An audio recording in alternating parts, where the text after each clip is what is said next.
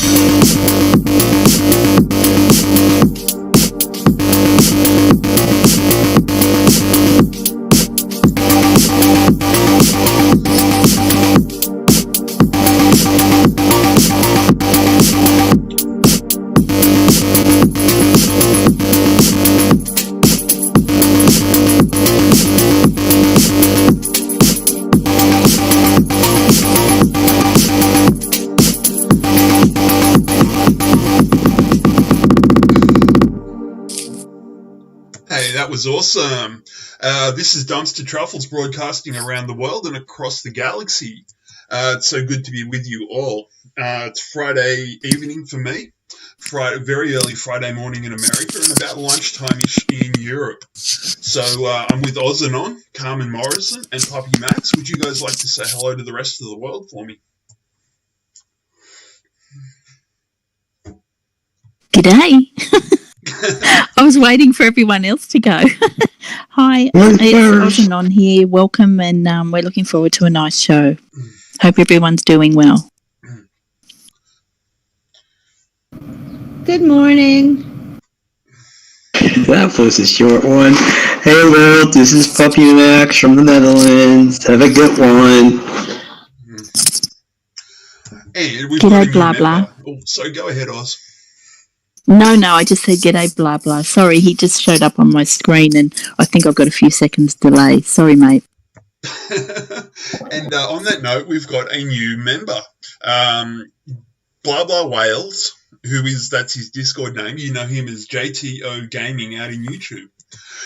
He's helped us with some bots and music and sound issues, so thank you, Blah Blah Wales, the newest addition to the team, and I'm very happy to be working alongside him. He's just woken up, maybe later on in the evening or the morning or the afternoon, depending on where you are. He might pop in and say hello. So tonight's menu is, first up, we have the devotional. That's slot 1. And that reminds us why we're doing this. That means we are putting our best foot forward and we are aware of ourselves in this movement and that we're doing the right thing. And that will be delivered by Carmen. And that's first slot. Second slot is a packet of information I put together about Megacorporations. That'll take me 40 to 50 minutes to get through. It's rather dense information, but I'll zip through it as quick as I can. And then the third slot goes to Puppy Max.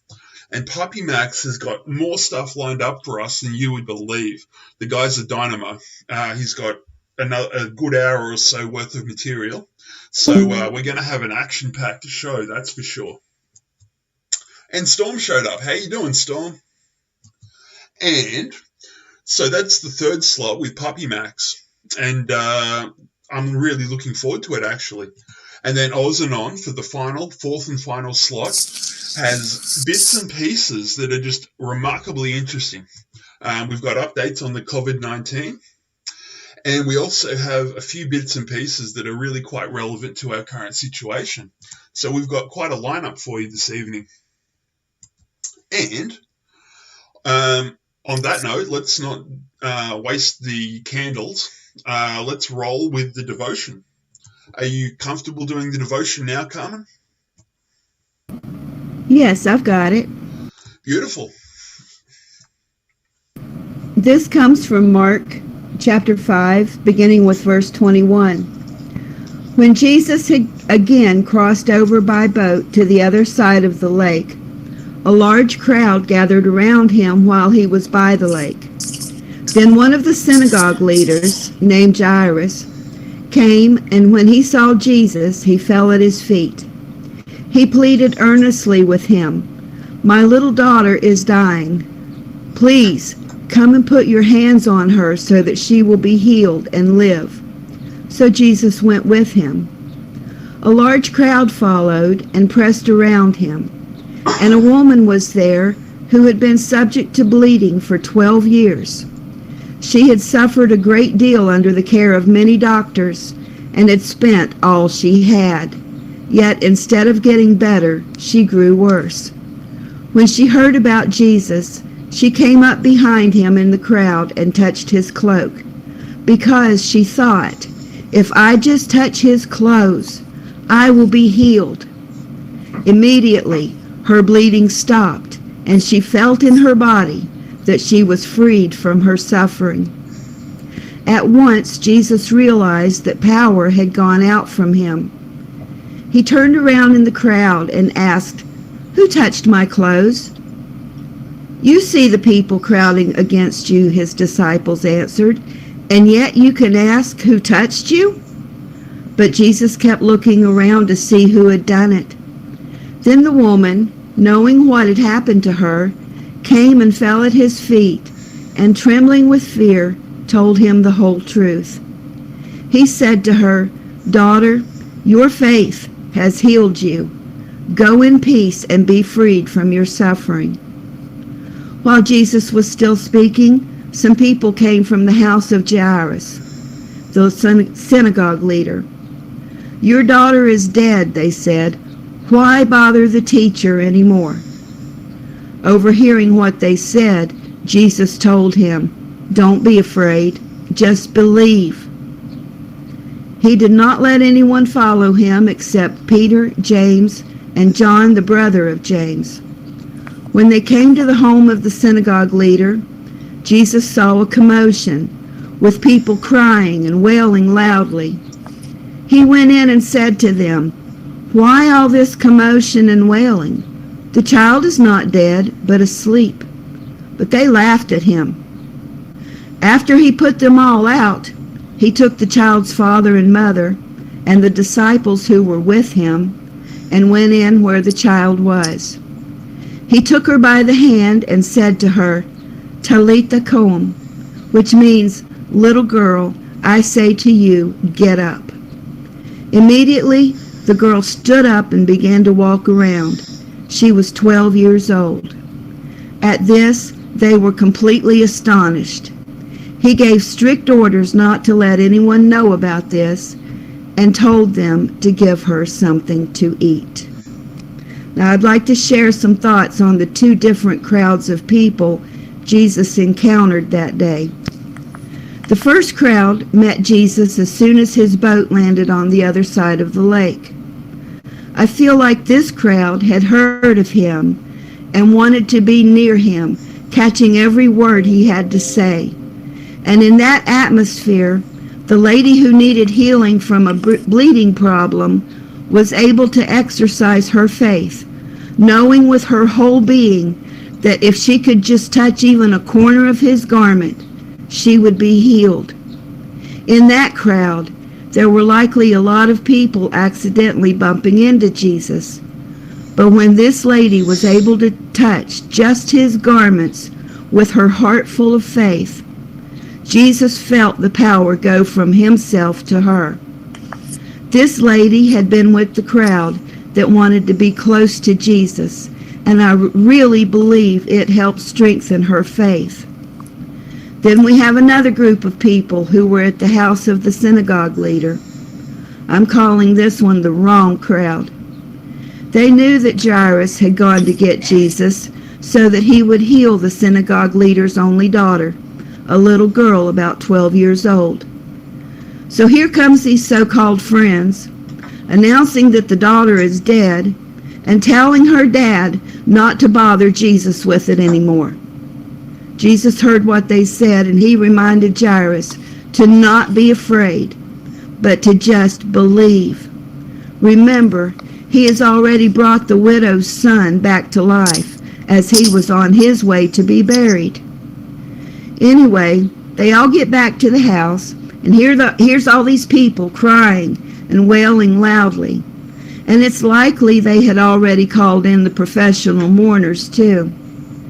Jesus asked them why they're making such a commotion, because the child wasn't dead but was sleeping. They responded with ridicule, laughing at him. So he ran them out, keeping only the girl's parents and the 3 disciples who were there with him. We know Jesus spoke to her and her life was restored.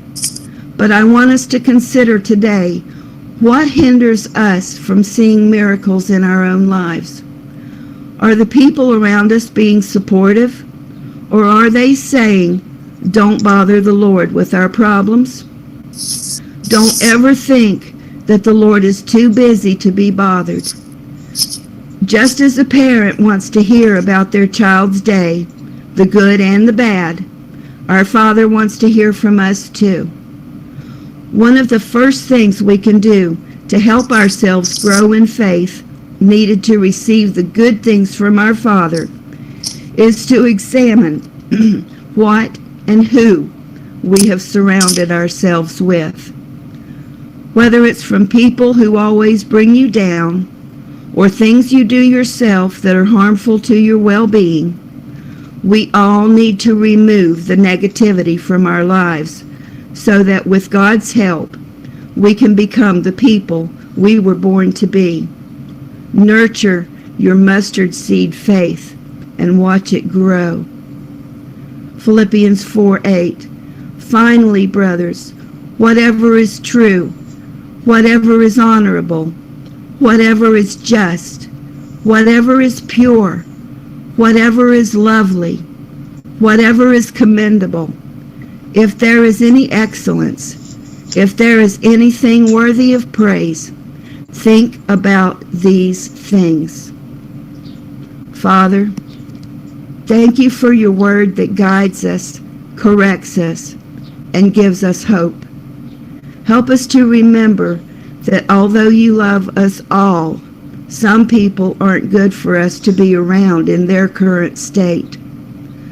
Lord, we pray for those people and ask you to fill their hearts with love and peace so that they too can live up to their potential in you and share hope with those around them.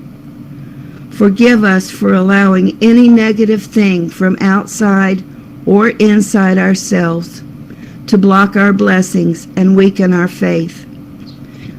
Thank you for everyone here today. Help us to learn and understand the things we need to know in this battle against a monstrously evil enemy.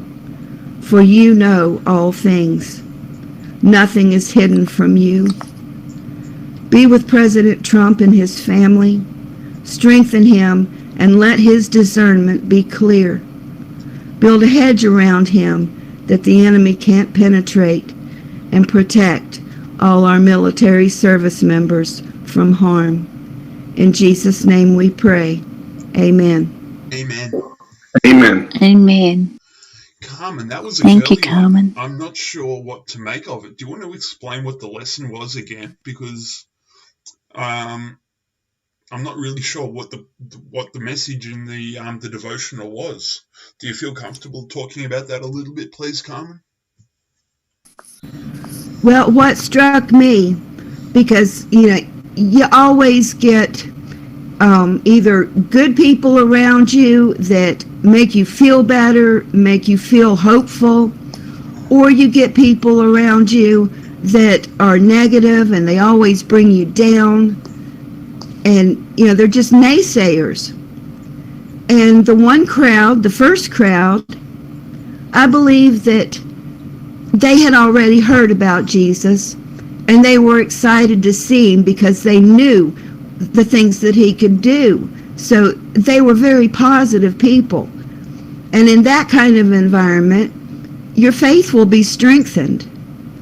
And the first lady's her faith was strengthened to the point that she knew that if she could just even touch the corner of the robe he had on, that she would be healed. And she was. And then you had the second group. And they were the naysayers. They actually ridiculed Jesus and laughed at him because he had said, she's not dead, she's just asleep. He knew better than they did. But he noticed what he did. He ran out all of the negativity. And I think that's a lesson to us, to be careful of who you put around yourself. Surround yourself with good people that are positive and love the Lord, because that will help you then strengthen your own faith to where you can be helpful to other people. So build a godly life by only surrounding yourself with people who are going to build you up. And then once you help the people that haven't been, what am I trying to say here? Is that accurate? Yeah, you're always affected by the people around you. Amen. Thank Either you, for the good or for the bad.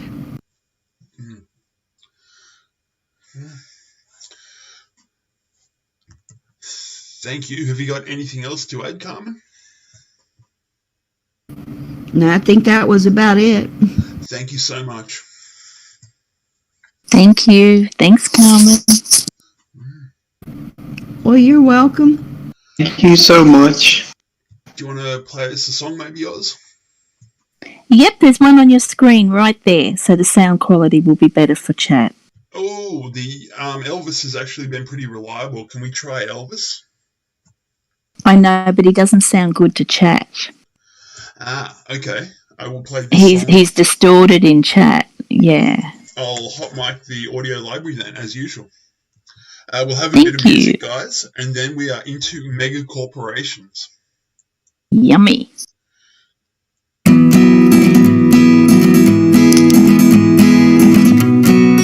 the song's playing, guys, I'll let you know.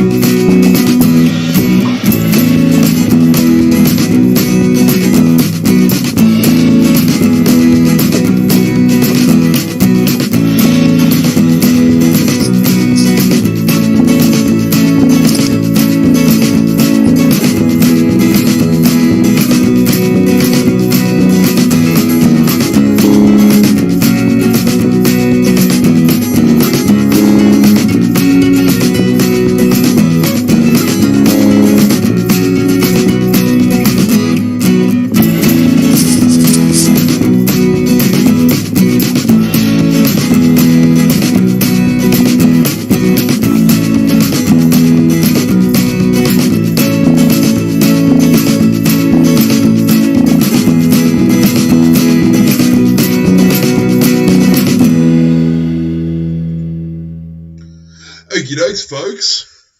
Now we're into slot 2, and this is my section of the program, and it's all about mega corporations. So tonight's information package is a hybrid of my own notes that I took during fairly extensive research, and excellent articles that explain the points that I need to make about mega corporations. And this was not an easy gig. And it is me being ignorant about the functioning of corporations and the global financial system, or maybe as a community we haven't really dug into the corporate side of things. So for the most part, I don't think we've adequately addressed the power and the influence of mega corporations.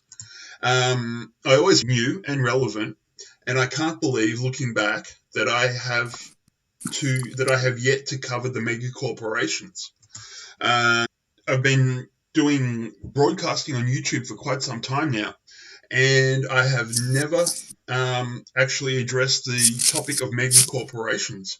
Somehow the whole concept slipped through the net. And I have to ask why I have not educated myself about the mega corporations. So, megacorps, and this is section 1. So with megacorporations, as in all other things Q, it all comes down to power, the whole Q thing, the whole Q movement, the whole plan, it is about the expression of power.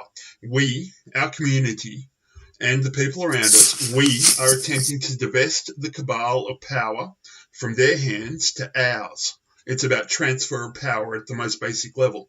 Yet some of the cabal's power and assets have, for the most part, been overlooked. So the power of megacorporations has not been entirely factored into the Q movement. It's obvious that we know about Musk and Zuckerberg and Gates. They're obvious. They pop up over and over again. And these business leaders have chosen or been forced into a high public profile. So we've got the obvious lightning rods of Musk, Zuckerberg, Gates, etc. But there are other players of the same sort of power and wealth. There are other players that are entirely faceless. And these are the men who control the megacorporations. So, and I have to be clear here, the megacorporations are as powerful or more powerful than the conventional governments of the globe. We're in a transitional point here, possibly a transitional point depending on how the Q plan goes, where we might end up with corporate government. But I'll address that a little bit later. I'll talk about that just a little bit. So I selected this topic after some thought about what I haven't addressed as a topic. So for me, this topic was a great learning opportunity. Also, for their global influence, megacorporations have not been fully factored into the Q plan. So this research presentation or information package, whatever you want to call it, is designed to help fill in the blanks. So there are a group of corporations that exist that wield as much geopolitical power as pretty much any conventional nation state. And that brings me to article number 1. Just a moment, folks.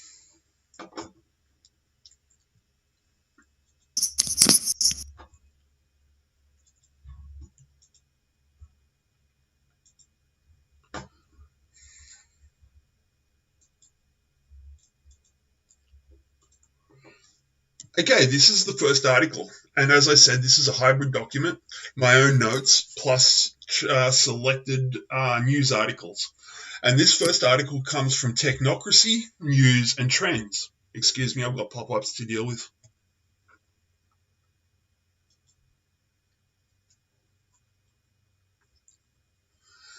Okay, now this forms the spine of my presentation. This is the article itself I'm reading. A study by the Swiss Federal Institute of Technology in Zurich has found that only 147 corporations control the world, orchestrating events and controlling governments. And it was this piece of research by the Swiss Federal Institute of Technology forms the spine of the actual information package. So this analysis, looked at the relationship between 45,000 transnational corporations, identified that only a handful of megacorporations, mostly banks, had a disproportionate amount of power over world events. And then NewScientist.com reports, reality is so complex we must move away from dogma, whether it's conspiracy theories or free market. Our analysis is reality-based. Previous studies to this Swiss Federal Institute of Technology study, previous studies have found that a few megacorporations own large chunks of the world's economy, but they included only a limited number of companies and omitted direct and indirect ownership. So it's not possible to say how this affects the global economy, whether it made it more or less stable, for instance. Okay, so the Zurich team listed 37 million companies worldwide. There are 37 million companies. This is the bottom tier of the corporate world. And then from this 37 million companies, there are 43,000 megacorporations that own 37 million companies. So that's the second tier of 43,000 companies, and the share ownership linking them.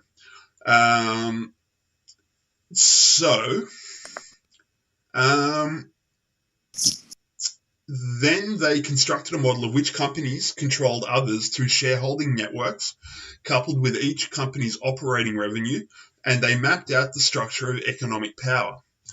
So the Swiss study, revealed a core of 1,318 companies with interlocking ownerships.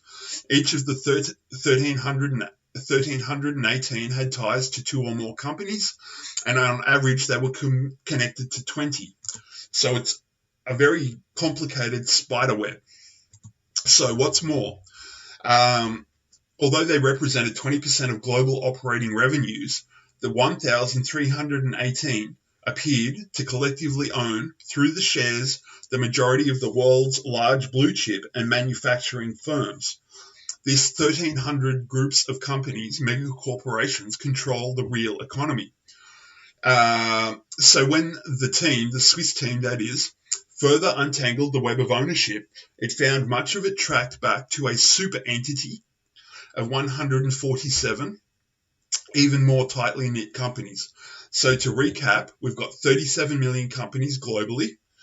Then we've got 43,000 megacorporations that control all 37 million.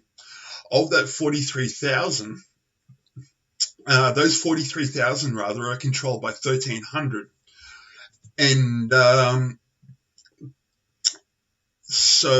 then from 1,300, we've got 147, which are even more tightly knit than their lower tiers. So we've got 3 tiers, 37 million companies, 43,000 TNCs, 1,300 companies with interlocking ownership, and all of their ownership was held by other members of the super entity, and that's the 147.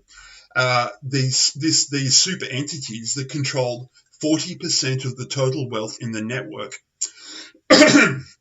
So in effect, less than 1% of the companies were able to control 40% of the entire network. And my own comment is they controlled the parts of the network that were most valuable, blue chip and so forth. Most of them were financial institutions of the 147. The top 20 included Barclays Bank, JP Morgan Chase & Co., and the Goldman Sachs Group. Excuse me a moment while I go through my notes.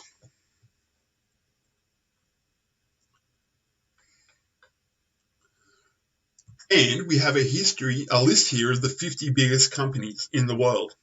And that's where I'm going to leave this article, which means I move on to Article 2. Just a moment while I go through my files, please. Is that the Occupy corporatism one? That is indeed. Thank you, Carmen.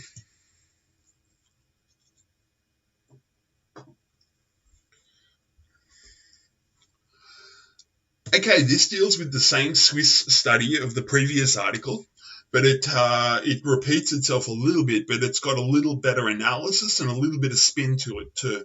So we'll address this article. This comes out of occupycorporatism.com. As I said earlier, these articles are a little dated, but it's a difficult dig, so I had to make do with second best sources, but the information is still relevant. And the byline is Occupy Corporation, and the headline is Swiss study shows 147 technocratic, that's rulers, super entities rule the world. So 147 super entities rule the world. Okay, so the Swiss Federal Institute in Zurich released a study entitled The Network of Global Corporate Control that proves a small consortium of corporations, mostly banks and financial institutions, run the world. A mere 147 corporations, which form a super entity, have control over 40% of the world's wealth, which is the real economy. These megacorporations are at the center of the global economy. The banks found to be most influential include Barclays, Goldman Sachs, JP Morgan Chase & Co., Vanguard Group, UBS, Deutsche Bank, Bank of the New York Mellon Corporation, Morgan Stanley, Bank of America Corporation, and Societe Generale. However, as the connections to the controlling groups are networked throughout the world, they become the catalyst for global financial collapse. So I'm jumping ahead slightly here. James Glatfelter, who is a complex systems theorist, says, in effect, less than 1% of the companies were able to control 40% of the entire network. And again, I'll make the point that's the 40% of the network that matters. Excuse me while I go through the document, please.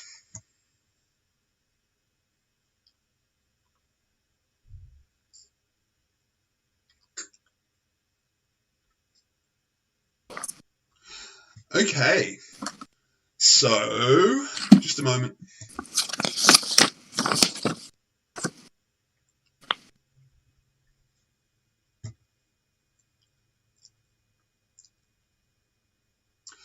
Okay, that's all I'm going to pull out of that. It talks about related issues, but not exactly what I wanted to address. And it's mostly a repeat of the previous article.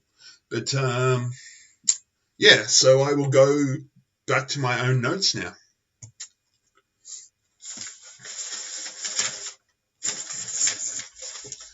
And this is Megacorporations, Part 2. If you could drop Article 3 for me, Carmen, that'd be wonderful.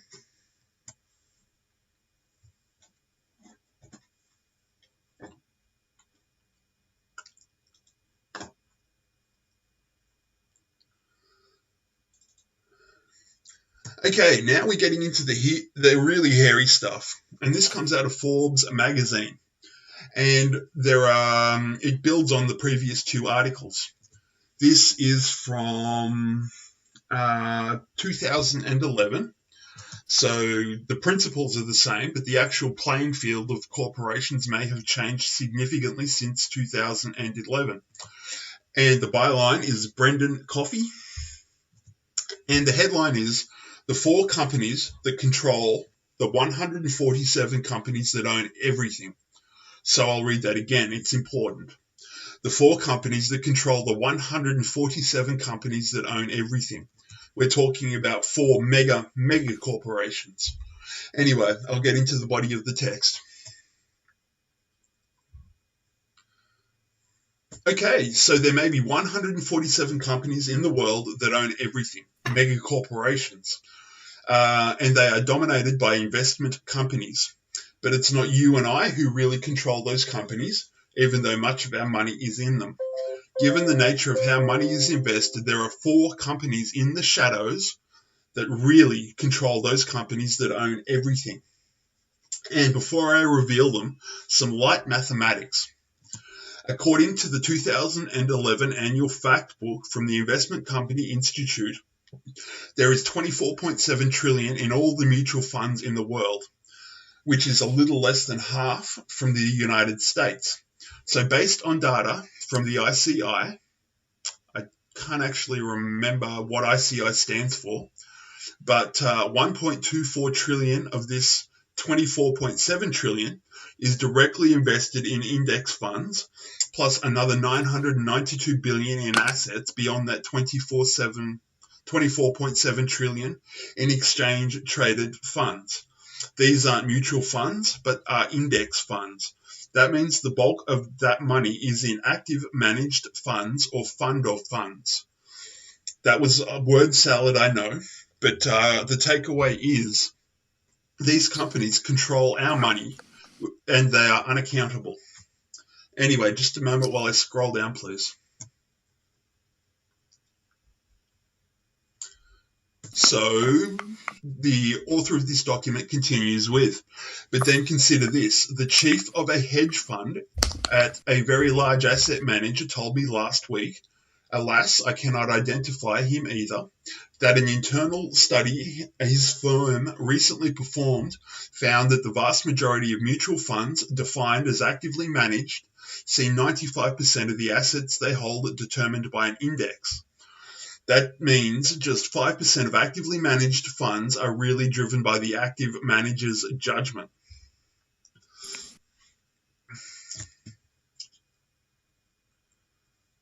So, of the roughly $24 trillion in worldwide assets, we've identified $2.23 trillion directly in indexes, ETFs, and index mutual funds, with another $22.3 trillion indirectly beholden to indexes.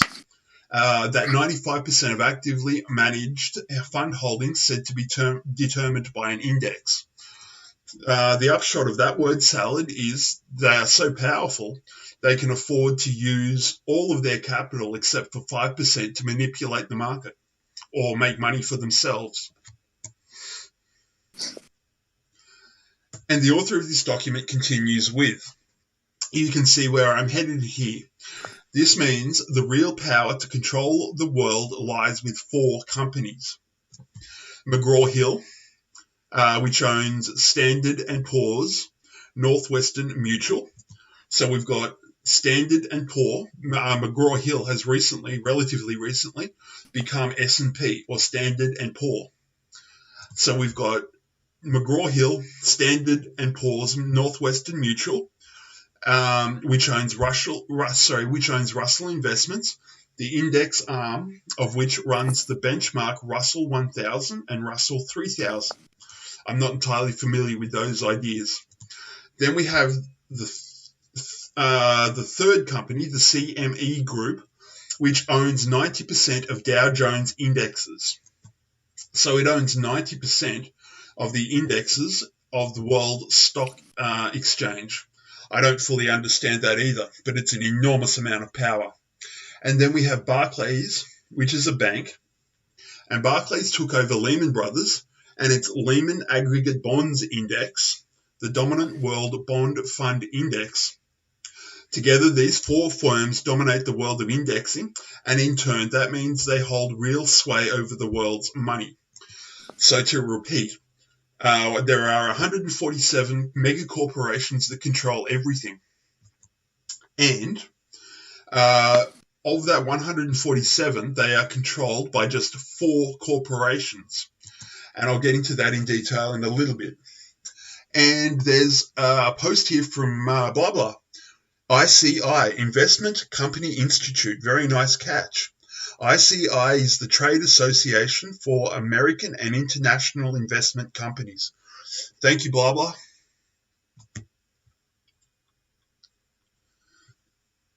And to continue with the document. So we've got 147 megacorporations and 4 ultra super duper megacorporations. And while that might seem benign, they are indexes after all, you may say. A financial index isn't cut and dried like the index of a book.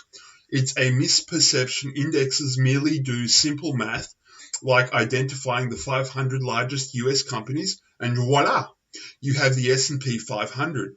Every indexer has a fudge factor that allows them to say one company is more economically significant for the index at hand than another company.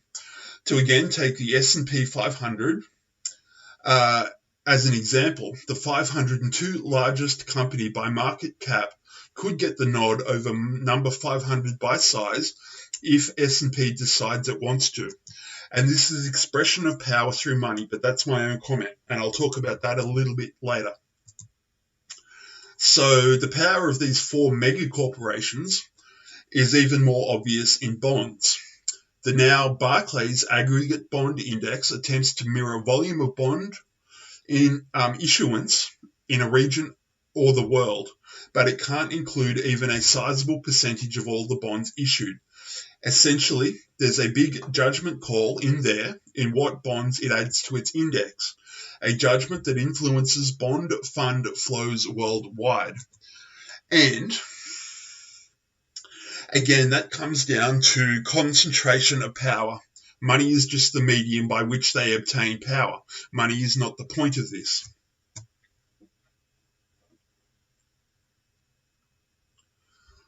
Okay, so we're getting towards the end of this document. Brendan Coffey writes, what does all this mean? Researchers at a desk in Midtown Manhattan are the butterflies that cause the hurricanes in the markets. For instance, 37% of all index funds in stocks are in a S&P 500 index funds. That's $370 billion directly buying and selling stocks based on what the S&P analysts decide to drop ITT from the SP 500 and replace it with just one of three ITT spin-off, Xylem, as announced on Monday. Then add on top of all that the so-called active mutual funds aiming to beat the SP 500, but still reflects 95% of the S&P in their funds, who react to the change, and then all of the hedge funds who trade ahead of time trying to guess what S&P may drop or add. Essentially here we've got ultra super mega corporations that are so powerful they don't actually count their money. They simply manipulate the flow of money to inflate themselves. Again, this is about power. Anyway, the tail end to this article is, I don't have a grudge against any indexer, and full disclosure, I've done work for some of them, and the folks at McGraw-Hill don't seem to spook people the way George Soros manages to. But when you discuss power in the world markets, the answer isn't what you think it is. And that's a cryptic end to a rather interesting article. So we've got 37 million companies, 43,000 super companies, 1,300 megacorporations, 147 super megacorporations, and then 4 ultra super duper megacorporations. The whole thing is tiered. And and at the top there is only 4 companies that control literally the entire damn world. And that's the end of that article. Excuse me while I take a sip of coffee, and then I will move on to my analysis and my findings that build upon this article. Just a moment, guys. I need to take a sip of coffee and manage my files.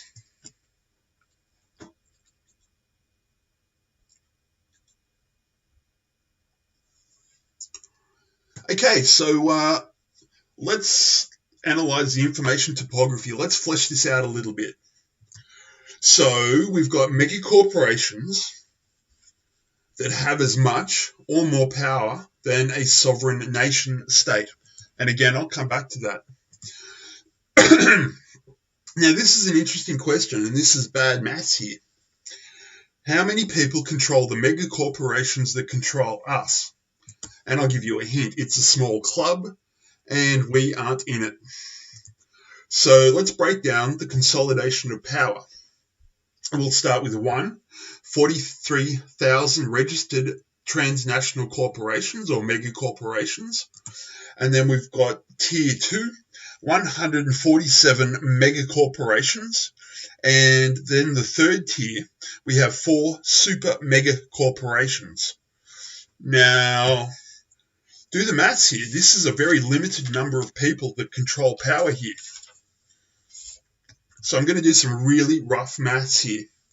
147 megacorporations with 12 directors each is less than 2,000 people. And that's only the middle tier of the power. Okay? So of the 147 megacorps, if each of them had 12 people controlling it, that would be less than 2,000 people in control of the world. And it gets even worse.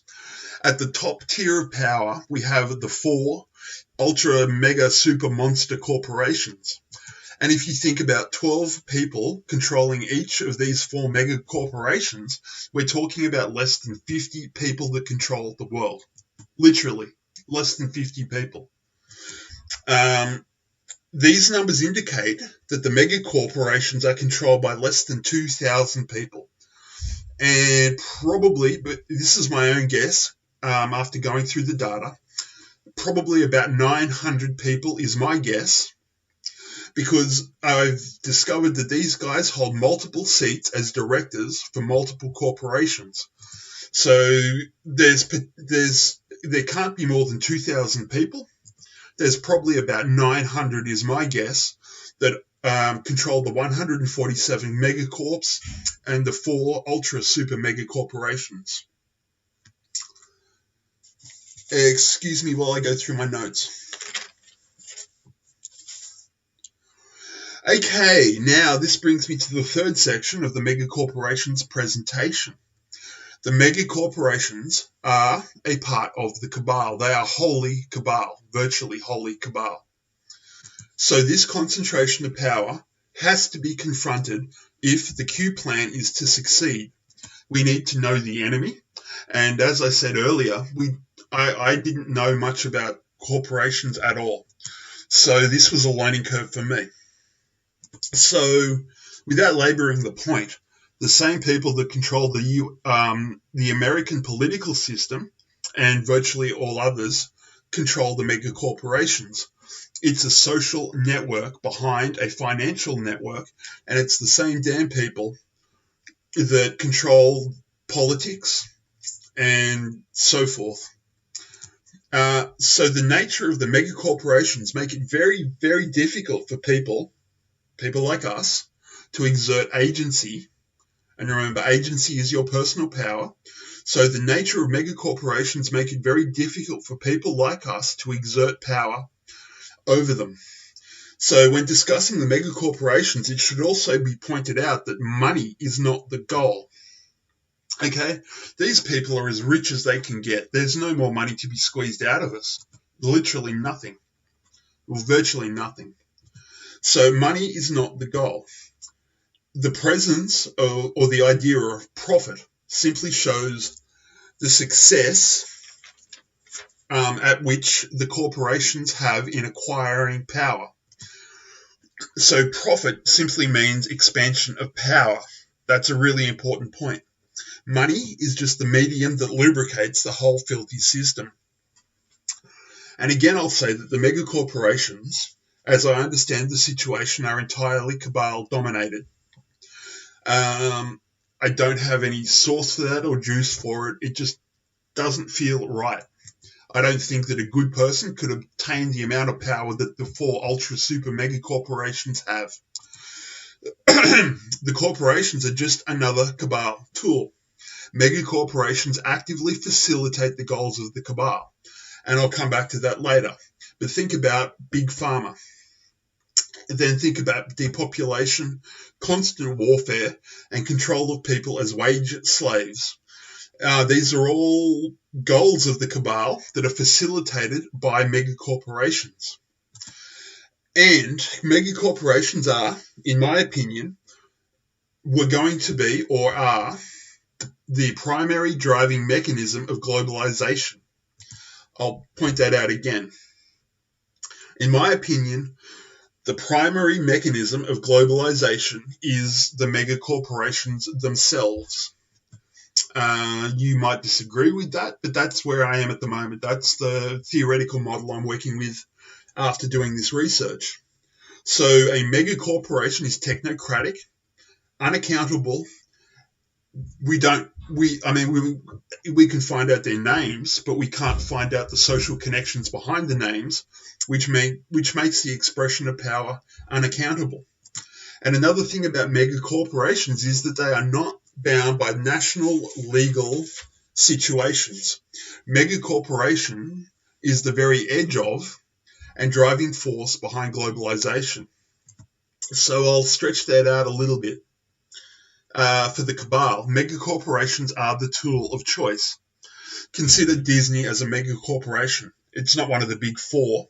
It's one of the 147, the second tier. So the Disney megacorporation is essentially the branch of the cabal that conducts social engineering. You can take pretty much any megacorporation and you will find the corporation functions to advance the New World Order. Megacorporations were going to be the driving force behind the New World Order. So to perceive the agenda of the megacorporations, all you have to do is look past the glitz and the spin the publicity and the social massaging and the spin, and you have to look at the concrete actions of the mega corporations. You have to look at what they actually do. Now, I've got a little example here, which is Monsanto. And Monsanto is not one of the big four. It's one of the 147, again, like Disney. So Monsanto. I think it's a fair bet to say that Monsanto is anti-human. It's expansionist. It's aggressively expansionist, in fact. It's not geographically bound. It's global. Now, Monsanto, the goals of Monsanto are, and it's functioning at the moment, is control of food supply. They make their customers dependent on their products, and they are controlled by faceless men. Now I'm going to talk about Monsanto and the termination gene. Let's look at what megacorporations actually do to society. So Monsanto sells packages of genetically modified organisms, GMOs, genetically modified seeds, and pesticides and herbicides. So seed, pesticide, herbicides, and these are marketed as solving world hunger. Now get this, the corn and the rice seeds supplied by Monsanto to the farmers that are dependent on them.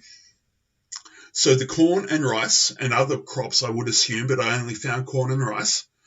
The corn and rice seeds supplied by Monsanto have what is known as a termination gene. Now, a termination gene for rice and corn means that the yield from one crop cannot be used to propagate the next crop. The crop they plant produces non-viable seeds. Now, the upshot of this is that it breeds total dependency on Monsanto. So a mega corporation here is cultivating dependence on itself, gaining power. It's also controlling our food, and it's also enforcing global standardization. The strain of rice or corn grown across the planet, if it comes from Monsanto, it's identical. So they're using their cookie cutter to stamp out people's existences, if that makes any sense. And Monsanto, that's just one quick little example. So, getting back to the megacorporations in general, the megacorporations march in lockstep with all the other branches of the octopus. And I'll get to that a little bit later as well. Now, we've done Monsanto. Let's talk about the ultimate megacorporation from history, and that is the British East India Corporation. So this is another example. So the British East India Company was the first true mega corporation, and at the time it was colossal. And the time period we're talking about here is about 1750. And at its height, the British East India Company actually ruled India. Okay? India, the Indian government at the time, or the Indian political system, was actually controlled by corporate interests. Unelected technocrats controlled an entire nation state, and not a little one either. India is pretty big. Now, the British East India Company also at one point had a standing army, a private military force, which was twice the size of the British Army. In today's money, the British East India Company would be worth several trillions. So make no mistake about it, folks, corporatism is globalism. So, following the example of the British East India Company, I think we can reasonably expect to see sovereign nation states becoming the actual property of the mega corporations. Okay, it's happened before, and it may happen again, but I don't know how Q and Trump are going to handle the growing power of the mega corporations. So people, now if they can buy a country, that means the citizens of that country will also effectively become their property. So looking at world debt levels, So if you look at the global financial system and then you look at nations that are in debt, levels of debt created by the World Bank and the IMF, it's not much of a stretch to envisage a world where megacorporations are able to purchase a country. I'm primarily talking about some African nations. Now, there are some African nations, I can't quite remember it, but there's one African nation that owes so much money and is technically in receivership to the World Bank or the IMF. My notes are inadequate here, sorry. Anyway, there are African nations that are technically in receivership, which means a situation where a mega corporation purchases an entire country is not much of a stretch. Now, at this point, I'll point out that a global economic collapse would or could create conditions where a whole nation state could become the legal asset of an unaccountable small group of technocrats. And that brings me to the really evil corporation that forms the basis of the rest of the presentation, pretty much. And that is Serco. If you're not familiar with Serco, listen close, because Serco controls more of your life than you would believe. Excuse me while I have a sip of coffee. Okay. Were you referring to Angola? South African nation? Sorry, Poppy, can you repeat that, please? Were you referring to Angola, a South African nation in debt in receivership? Not specifically Angola, but there are several African nations that are in that position. Angola would be one of them, I would imagine. Yeah, there is a list of like 50. What, there's 50 that are in receivership that owe more than their own value? 50 nations, there you go. Thank you. Actually four. Angola, Mozambique, Djibouti. Mozambique, over that's what I was thinking of. Okay. Well, Angola is more in debt than Mozambique. 111%, Mozambique 109%. Yeah, Poppy Max just gave us a great example of a situation where a country owes more money to the World Bank and the IMF than it actually has asset value within the country. And I don't understand the background of the IMF and the World Bank, but having a nation that's in receivership that could be purchased by a mega corporation, it's not much of a stretch to imagine. Thank you, Poppy. Welcome. Beautiful. That fills in that little hole that I took bad notes in. Okay, so where were we? Back to Serco. Now, Serco is the Swiss Army knife of mega corporations. Okay, Serco does everything, and I'm saying it produces absolutely everything, and it controls more than you could imagine. So Serco make everything from disposable chopsticks to nuclear weapons. And that's not a joke. We've got corporations in control of nuclear arsenals. Serco is the archetypal mega corporation. Serco does everything. So Serco seems to gain contracts from governments, and the governments become dependent on Serco once the contracts are issued. Now, so this Serco gains power by a form of subsumation. It doesn't take over, it becomes part of the organizations that it gets the contracts to provide its services for. Serco infiltrates.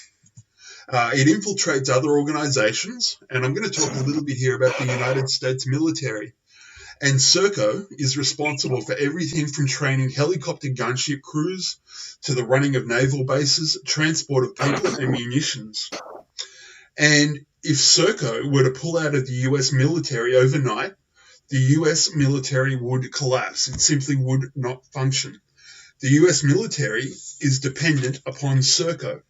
And that's what Serco does. It breeds dependency upon itself. Now, let's stretch out that point a little bit.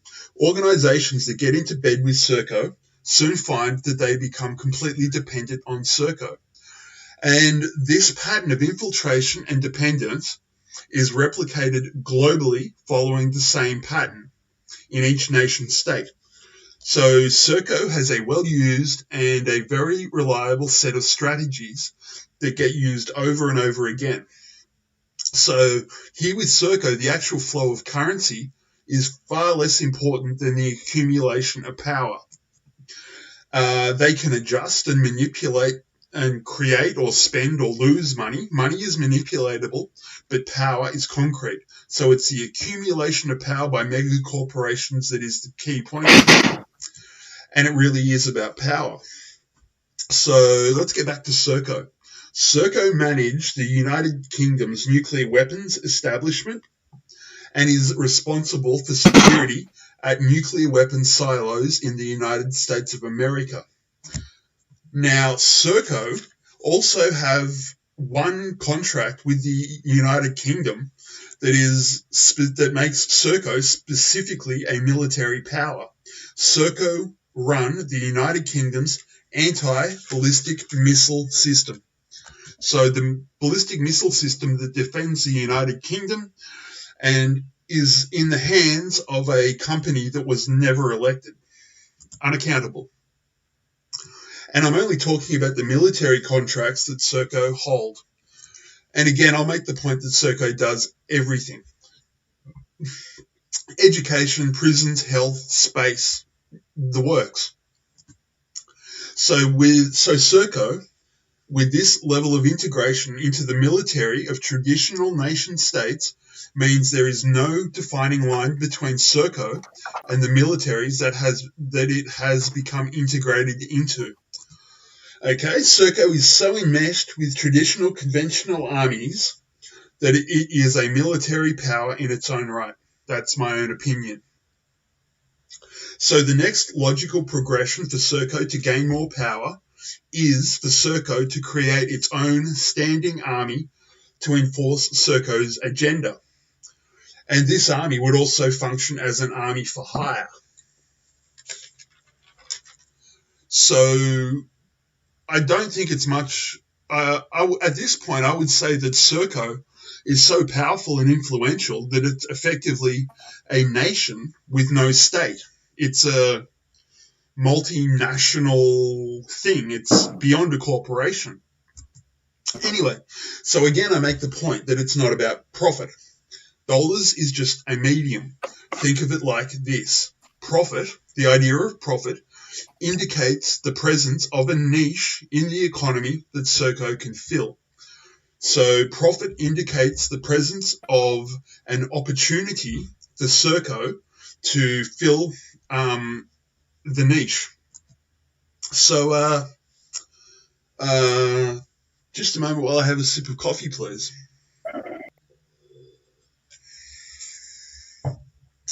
Anyway, interestingly enough, Serco also divides up its operations into global regions. I'll say that again. Serco deals with global regions, not countries. And these global regions are identical to the global region system that was to be implemented by the Cabal as part of the New World Order. I'll say that again. Serco divides up its operations, its global operations, into regions, planetary regions. These regions are absolutely identical to the global region system that was supposed to be part of the New World Order. Serco is just another tool, another way to get to the New World Order. And I'll come back to that point later. So, dealing with Serco again, Serco is a cancerous corporation. It has grown exponentially. It's grown so quickly that there must be some sort of social shenanigans behind it that has inflated Serco into what it's become. So if we go back to 1994 and compare it to 2011, Serco had grown 1,200%. Now that, in corporate terms, that's absolutely stellar. That's a phenomenal growth. And I only have data up to 2011. I don't know the size of Serco at the moment. So we are looking at corporations that will probably one day soon be as powerful as the British East India Company was. Sorry. And that brings me to Article 4, which is all about Serco. Excuse me a moment while I go through my files.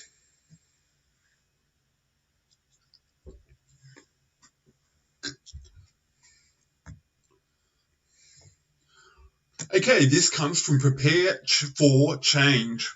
It's November the 8th, 2019. So this one's actually up to date, more or less. And the byline is becoming quarter or something, I'm not sure.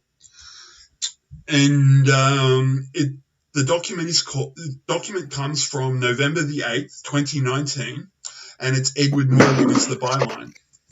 And it's called Serco, the most evil corporation on earth.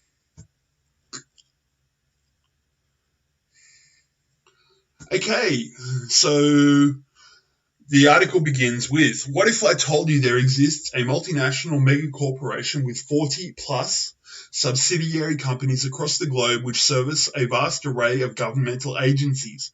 And what if I told you this very same corporation has been involved in scandal after scandal, ranging from overcharging governments for electronically tagged prison inmates,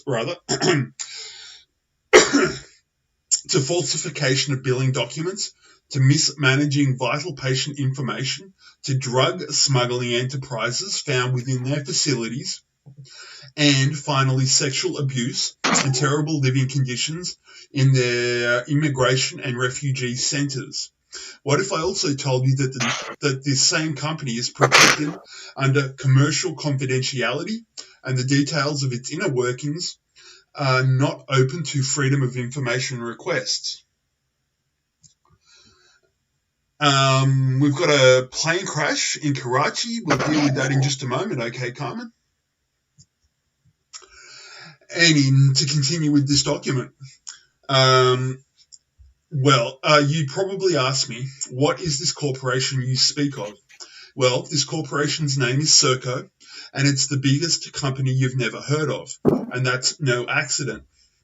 Since 1987, Serco has quietly and clandestinely taken over many of the world's public services and has cleverly avoided too much media attention.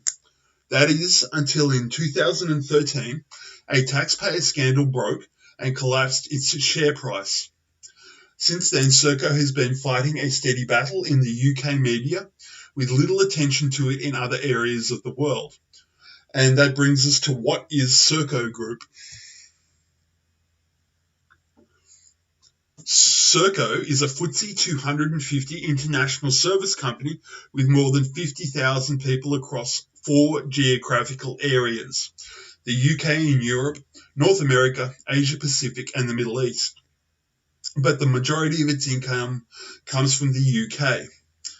Serco's 41 companies in its corporate group manage people, processes, technology, and assets for a variety of government agencies around the world. They also advise policymakers, design solutions for lawmakers, and integrate systems that deliver services to the public.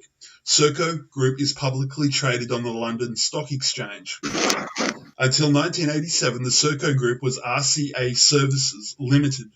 So it used to be called RCA Services Limited, which was the British arm of a fading American conglomerate called the Radio Corporation of America. So following the takeover of RCA, that is the Radio Corporation of America, by General Electric in late 1985, RCA Services Limited was bought out by its local management. It changed its name to Serco in 1987 and has been listed since 1988 on the FTSE 250. Now, the company boasts over $5 billion British pounds a year. So we're talking about colossal amounts of money. Now, Serco also has a formidable win rate, meaning it secures 70% of the contracts it bids for. While that sounds like a pretty impressive track record on the surface, a little more digging reveals Serco's strong arm tactics of filing suits against the government clients it supposedly serves when things don't go their way. My comment is, Serco's big enough to break the rules and get away with it. So, take the case of Serco versus the United States. And there's a PDF here if you're interested in the topic. The lawsuit involved a government-wide acquisition contract awarded by the General Services Administration to provide technology products and services to the entire federal government. 8 unsuccessful offers, Serco Incorporated, Artel Incorporated, Advanced Technology System, Aptus Incorporated, Nortel Government Solutions, and others vigorously asserted that the process GCA used to make the contract awards was arbitrary, capricious, and contrary to law. My comment is, Serco gets government contracts not in its offices and not by the legal means, but golf course business handshakes, that kind of thing. It's this is where the real power lies. It's on the golf course, not in the actual corporations themselves. We're looking at a social network that uses these things as tools. Anyway, I've gone off on a tangent.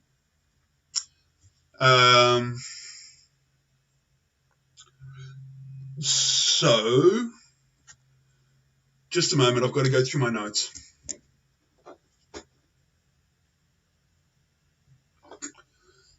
So, talking about this Serco versus the USA, Francis M. Allegra, the presiding judge, granted injunctive relief. What this means is that the GSA was ordered to change the processes by which they select contract awardees to be more favourable to Serco and other high-cost multinationals. And then the author of this document continues with, look, I run a business, actually several businesses. If one of my companies was to lose a bid with a potential client, and if we were to raise a lawsuit against them because we lost, we'd never work in the industry again. This is madness. If we aren't able to get away with the equivalent of strong-arming clients into contracts, why is Serco not held accountable to the same? Oh yeah, that's right. They don't operate in the free market like we common folk do. There is a world of legal jargon and loopholes and connected players who scratch one another's backs, all the while enjoying the abundance of loot swindled from the public. And that tangentially addresses the idea of golf course businesses. And we're getting towards the end of this article now. Is that case not enough to convince you? How about this more recent lawsuit against Colorado Springs Fleet Maintenance? Serco was demanding a 22% price increase for 2017, despite a decrease in the quality of the service. And when the city tried to hold the group to the contract, which stated that price increases would be tied to a yearly inflation factor of 2.6%, Serco took them to court and asked the judge to declare the agreement void. This just tells me they don't like to play fair, and who is going to make them play fair, really, when they can sue the US government and win. And I think that's all I'm going to pull out of this document. Give me a moment, please.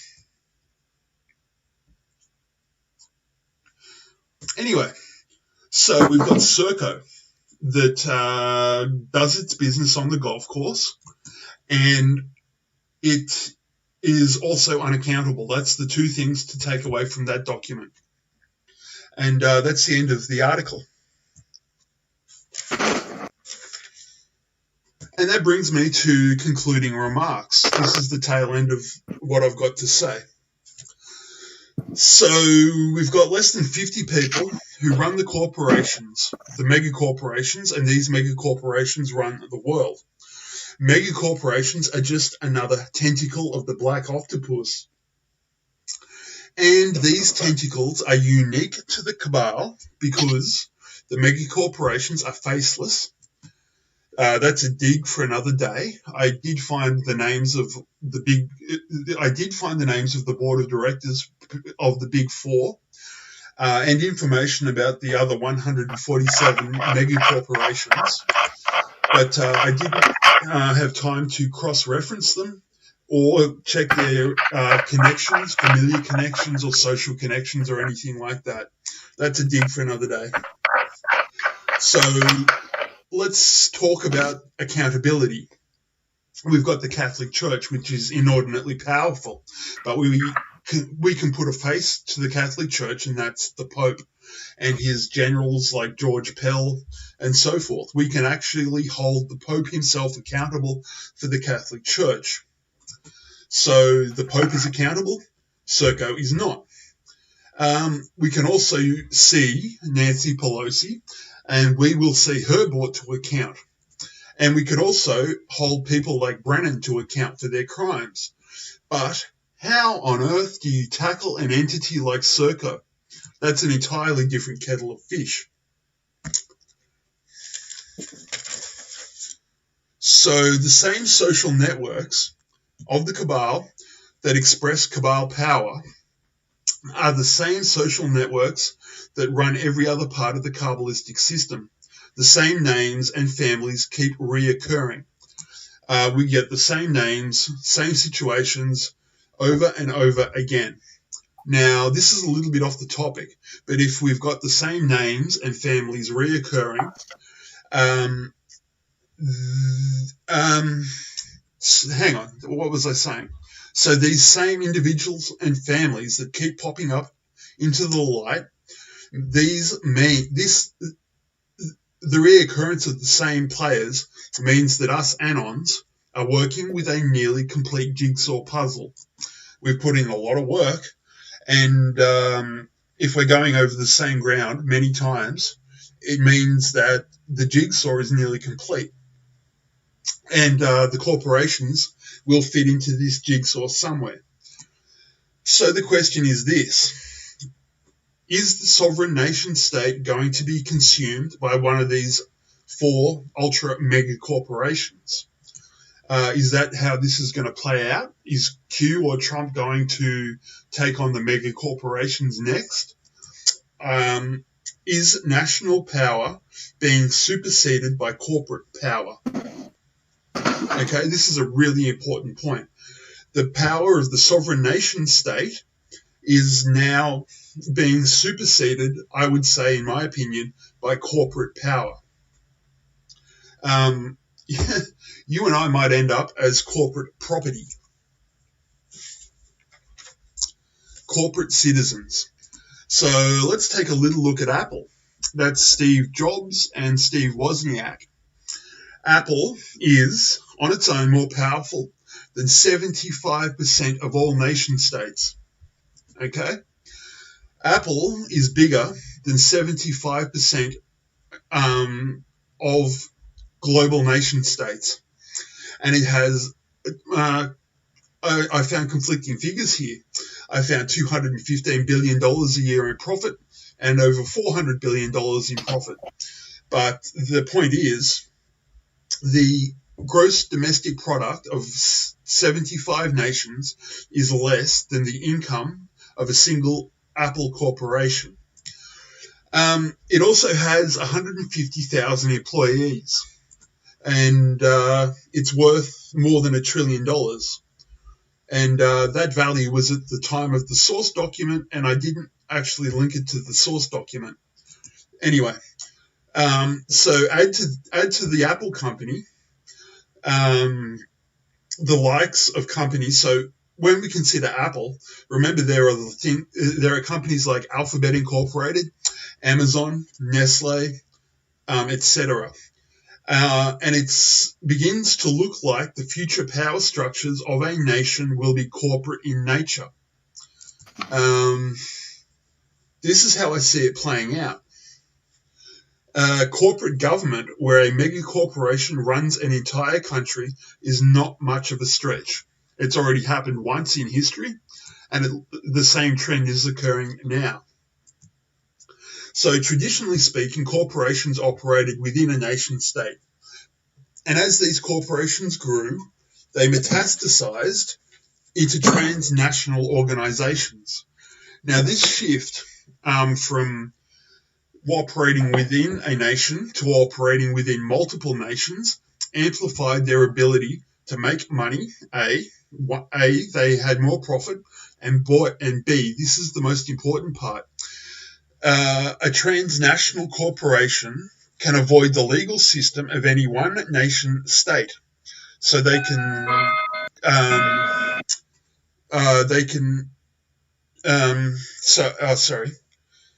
So the mega corporations of today grew out of the financial restructuring of the world economy after World War II. That's another dig entirely. But it was in the closing stages of World War II and the aftermath that mega corporations really began. So we're looking at 6 or 7 decades from not existing to being more powerful than governments. If we project that forward, we're looking at a corporate governed future. And today's mega corporations are all pervasive. Now, as Q followers, us, I feel that us Anons have missed a whole bunch of rabbit holes. No understanding of global power structures would be complete without including the mega corporations. Mega corporations must be factored into our understanding of the global power system. So who really wields the most power? Governments of nation states or the mega corporations? Now, mega corporations themselves are on a par with some of the largest nation states. So let's look at Walmart. The Walmart parent company, which is itself owned by another corporation, but that's beside the point. Walmart has a larger internal economy and a larger GDP or profit. Walmart is bigger than Spain or Australia. You got a hot mic there, pup. Sorry. It's cool. So if we look at the 100 top revenue generators, I really should have sourced that, but it's lost in the notes somewhere. So if we look at the top 100 revenue generator, and a revenue generator is either a government that produces a gross domestic product or a company that produces a profit. So if we look at the top 100 revenue generators, 71 of these 100 are corporate entities. 71% are corporations.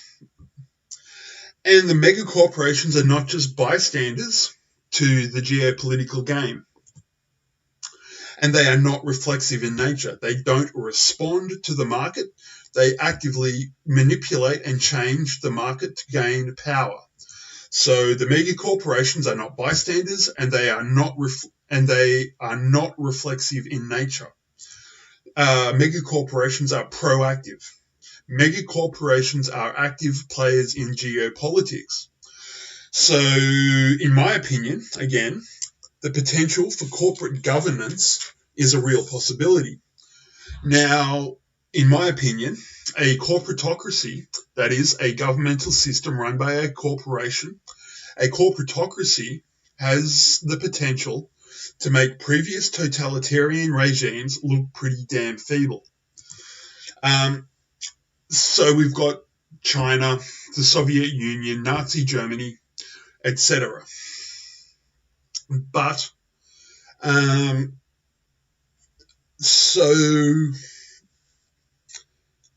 then we've got the corporations, and a corporatocracy has the potential to be an absolute nightmare scenario.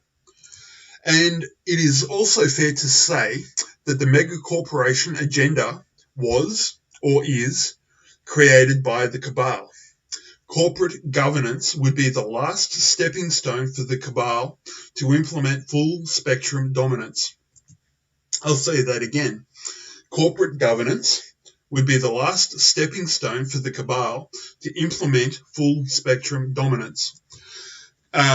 Mega corporations will be part of the global control system that will control absolutely everything. And when I say full spectrum dominance, I'm talking about a population totally divested of power. So people with no power being controlled entirely by a corporation. So where was I? Here we go. Corporations are the ideal vehicle for creating the New World Order. Corporations are the best way to allow a very few people, less than 2,000 at this point, to control the rest of the planet with virtually no oversight or accountability. So corporations are a good way for a very few people to control very many people with no accountability, no oversight, and no recourse to grievance. So remember, less than 50 men control the corporate financial system. And thankfully, that's the end of the presentation, guys. I had fun doing this, and I need to kick back and readjust my nicotine levels. I hope you all enjoyed that. I enjoyed doing the research.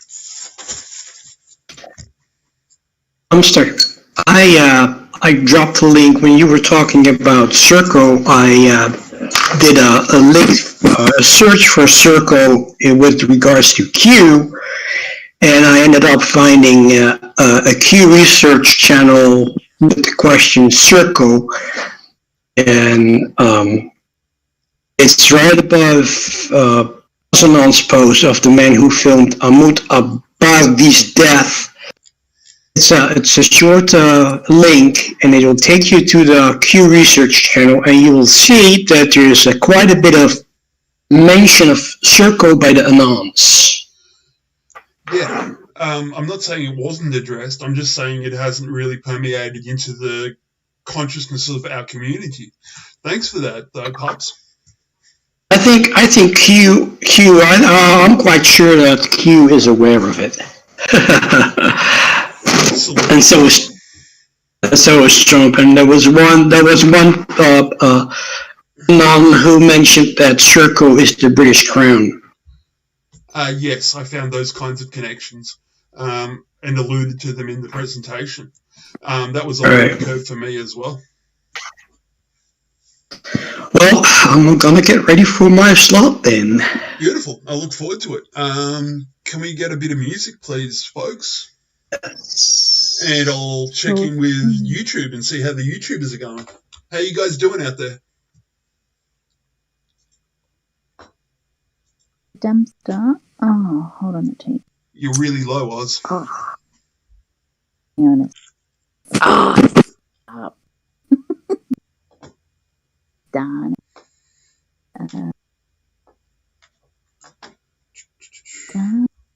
Darn. I had a gem, now I've lost it. There. How do they...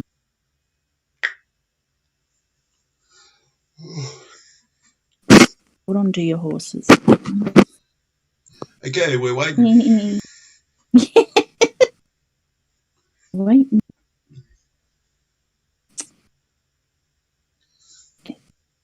Go.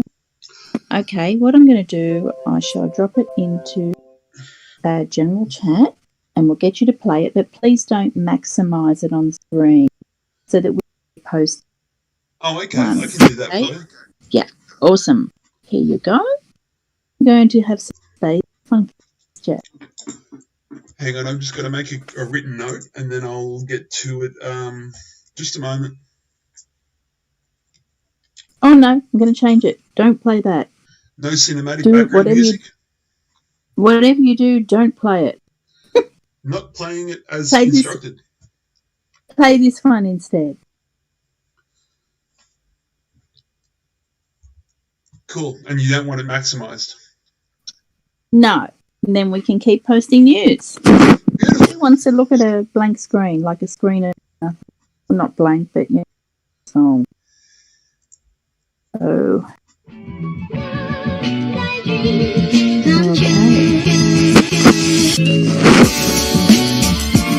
me know when it's playing. Yeah, it's playing now, guys.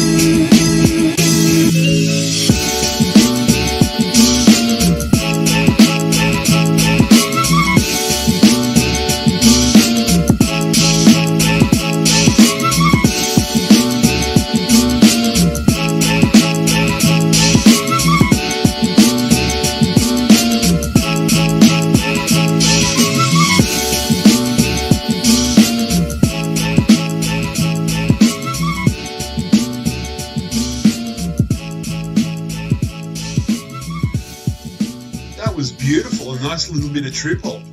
Very nice selection. Yeah, nice and funky, eh? Hey, have you done something with your mic? Because you're a little lower than usual. Audible, but different. Oh. Oh, well, yeah, I haven't got it plugged in.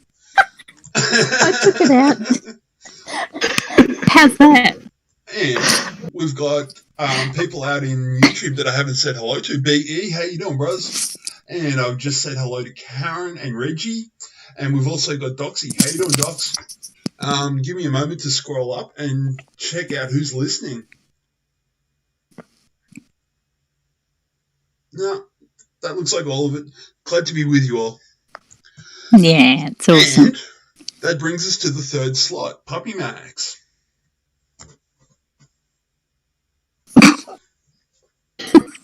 Oh, what's wrong? She's laughing. She's having fun. Sorry, it was a sneeze and a cough at the same time. So that was a snort. That's just about right. I think you nailed it. Okay. Hey, Puppy, will you be dropping your links in, or Carmen's dropping them in? What will be happening in it? Well, they are, because I'll be reading. Yeah, I can drop the links in YouTube. All right. So I'll go back to searching. I'm starting. Oh, actually, I won't be able to post the picture with the permanent permission. So that's up to Dumpster. Yes, It's in my Puppy Notables, all the way down to the bottom.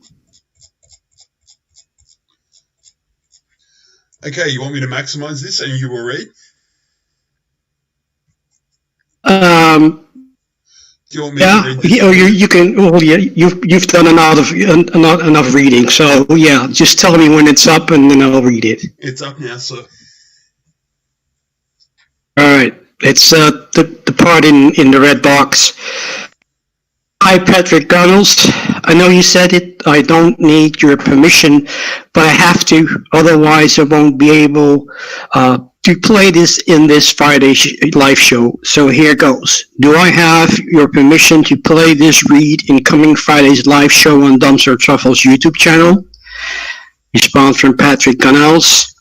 Yes, and you have my permission to play anything I ever do, anywhere you like. So that's a yay, permanent permission. Awesome. And Patrick's a Top Gun as well. So good we have access to his material. And then you can go up and you can play the first read. It's about Flynn. And I think it's about 16 minutes or so. And I'll drop it in. Am I looking at Reading Epic Threads, Cosweda, on how Barack Obama? Is that the one that I should be playing? No. You go all the way down to the first Patrick Gunnels permission picture. Yep. And then right above that, you see Patrick wearing a black, red, and white shirt. Gotcha. Did you want me to play this now? And it says, Raw Strike explains Trump's team has known who the Flynn ... That's the one I want you to play now. Okay. I'm going to maximize this because it's interesting footage as well. So I'm going to hot mic this and play the whole thing. All right. I'll drop it into your chat. Excellent. Okay, guys. Radio silence. I'm playing a video now, and I will let you know when the video is over. If you need to take a moment, now would be a good time. I think this is 11 minutes long. Is that true, Pups?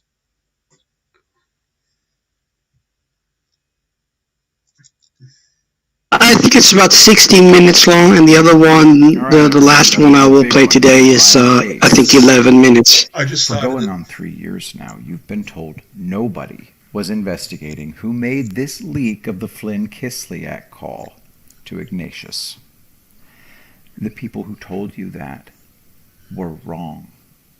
Trump, Sessions, Rosenstein, and now Barr and Durham have known all this time who the leaker is. Director of National Intelligence, Richard Grenell, declassifying that list of officials who unmasked Flynn's name is preparation. It's laying the groundwork. It is preparing the battlefield. Things are now at the point they can reveal who this leaker was. This leak investigation was joined at the hip with so many other investigations also rife with national security issues, it will stagger the mind when the entire story comes out. Arthur Schwartz notes, the leak to the Washington Post was one of the most malicious and damaging leaks in American political history. Each and every one of these 39 officials that showed an interest in General Flynn, including Biden, should be interrogated by the DOJ. Back to Brian. You are watching the unfolding of the strategy of revealing, at long last, who leaked the classified intelligence intercept to the Washington Post. They declassified the list and made it public because Durham is now at the stage where doing so won't compromise anything. The leaker is on that list. When the indictments are unsealed and the leaker is revealed, the dates will show the story. You'll see I was right. They've known who the leaker was since 2017. But you'll also see why this had to be done slowly, with the utmost care. Far from there being a massive cover-up underway, what was really underway was a massive counterintelligence sting on deeply embedded federal officials locked in a literal civil war with the new Trump administration. One false step, the entire U.S. government could have collapsed. How do you launch a massive counterintelligence operation against a cabal of federal officials and media people actively engaged in a huge RICO criminal conspiracy to overthrow a president? Very, very carefully. That's how. For 3 years, loud voices from the public gallery have yelled advice to Trump and his team about how they were going about this all wrong. To hear the loud voices tell it, the leaker should have been revealed 3 years ago, and this Pandora's box should have had the lid ripped off.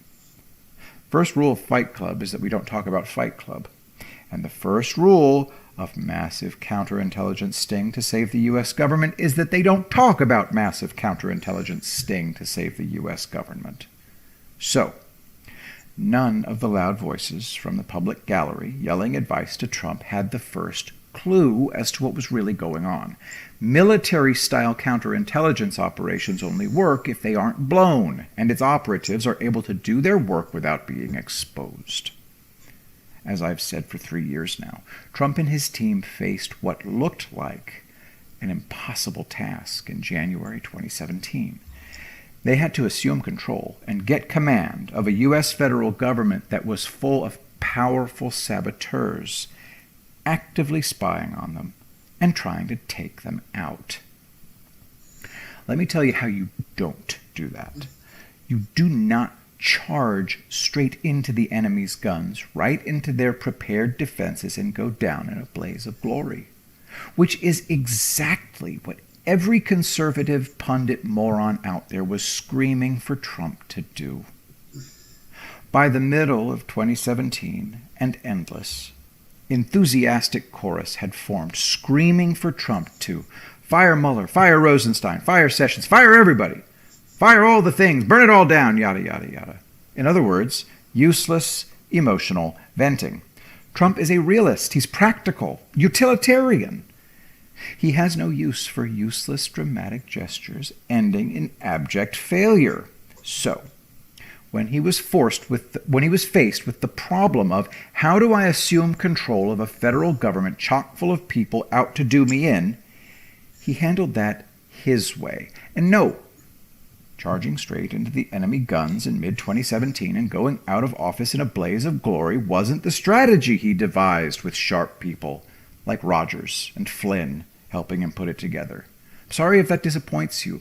You do not win a civil war to wrest control of the government from numerous highly placed seditious plotters while maintaining a functioning government by listening to pundits yelling for you to do something and charge into the enemy's prepared defenses right now or you're an idiot.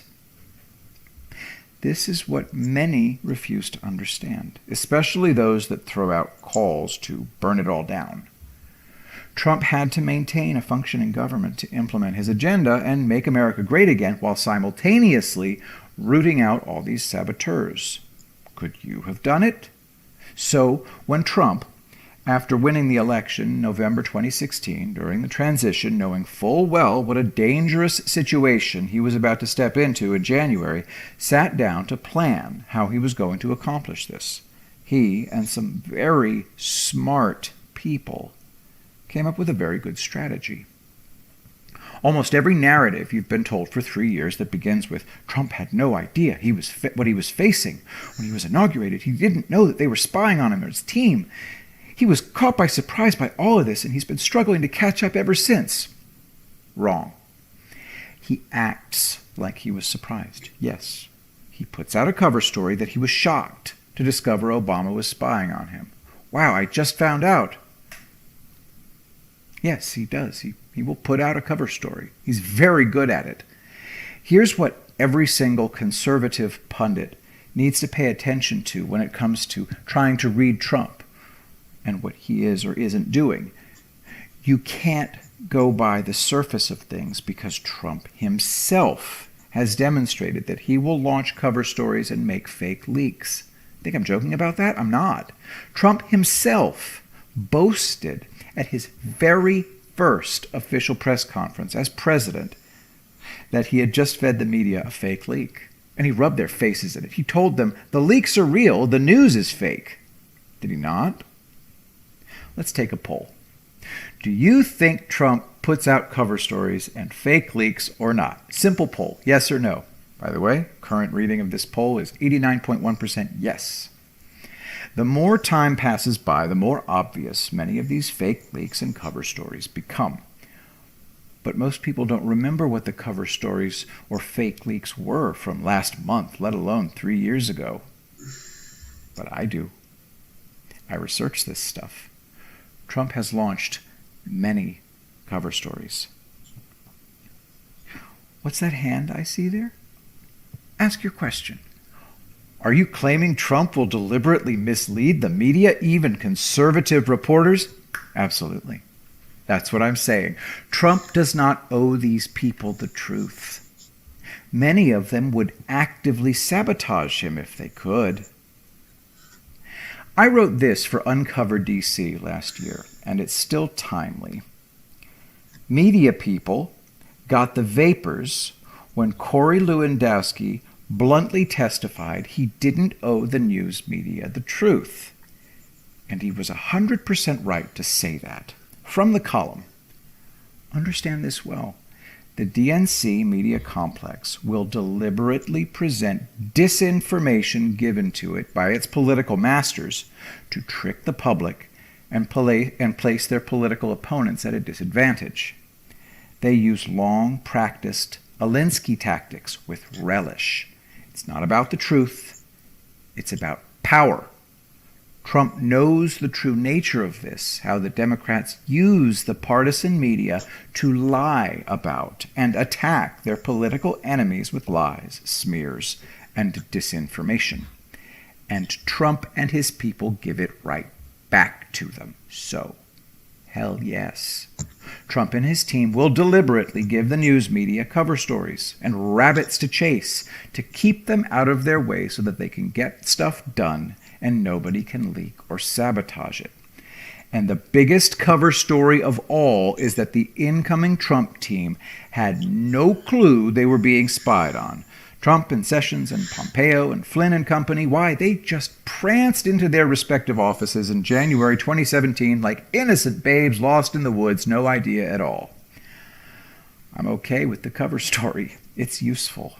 That's why Trump put it out there. The best way to disarm an enemy trap is to pretend you're not aware of it while you carefully walk around it as you lay traps of your own for the people trying to trap you. and they trapped the leaker of the Flynn call 3 years ago. I'm going to belabor this point. They've known who it was for 3 years due to the very serious and crucial national security reasons. They've had to keep that and the investigation of it classified until now. This is what is going to blow people's minds when the indictment is unsealed. People are going to look at the dates. The fake news media and the conservative news media are going to have their jaws hit the floor at the same time. They knew for 3 years, and it didn't leak, as I've said for 3 years now. The silent professionals are in charge of this.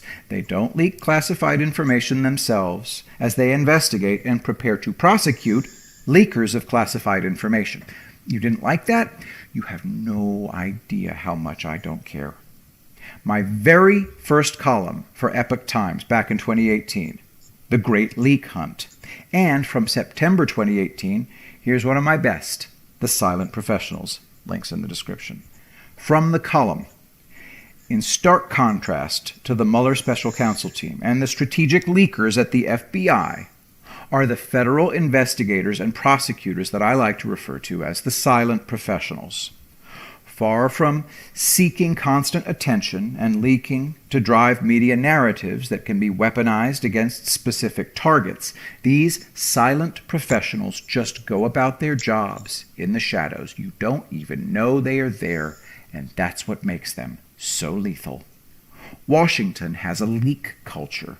It is nothing short of astounding that someone of McCabe's stature could be the subject of a federal prosecution using a grand jury for more than 6 months, and the investigation didn't leak. All those media people wailing nothing's happening for the past year are wrong. Plenty is happening. It's just that the people making things happen aren't ready to tell you or their targets about what they've found and what they've really been doing just yet. Remember, Durham was investigating classified leaks out of the FBI long before Attorney General Barr tapped him publicly to lead the team of U.S. attorneys looking into the origins of the Russiagate hoax. You didn't know Barr had sent Jensen into the District of Columbia United States Attorney's Office until he announced it. Back to the column. As I wrote in an earlier column, every single top person in the Trump administration came into office after the inauguration in January 2017, knowing what they faced in the Spygate plot. Trump knew, Sessions knew, Rosenstein knew, and so did Mike Pompeo. The narrative that Trump and his team came into office clueless about the Spygate plot is quite simply nonsense. Trump and his team came up with a plan to counter Spygate involving a lot of deception and stealth investigations. No matter what you think about that plan or how you feel about it, whether you think the strategy is right or wrong, Trump had his reasons for doing things this way. In the end, it comes down to whether you trust Trump or not, that he knows what he's doing. A whole lot of people who call themselves Trump supporters don't trust him. Deep down, they think he's a blithering idiot. It's as simple as that. So, once again, I go on the record showing you what I was saying in 2018. Trump had a plan he was implementing to simultaneously get control of the government, root out saboteurs and spies and prepare to prosecute them, and 3, implement his MAGA agenda. No idiot could have done it. And then, at the end of it all, he has to get reelected. He's going to accomplish that also, even as the usual loud voices from the public gallery wail he's doing nothing about vote fraud and Democrats are going to steal the election while he uselessly stumbles around.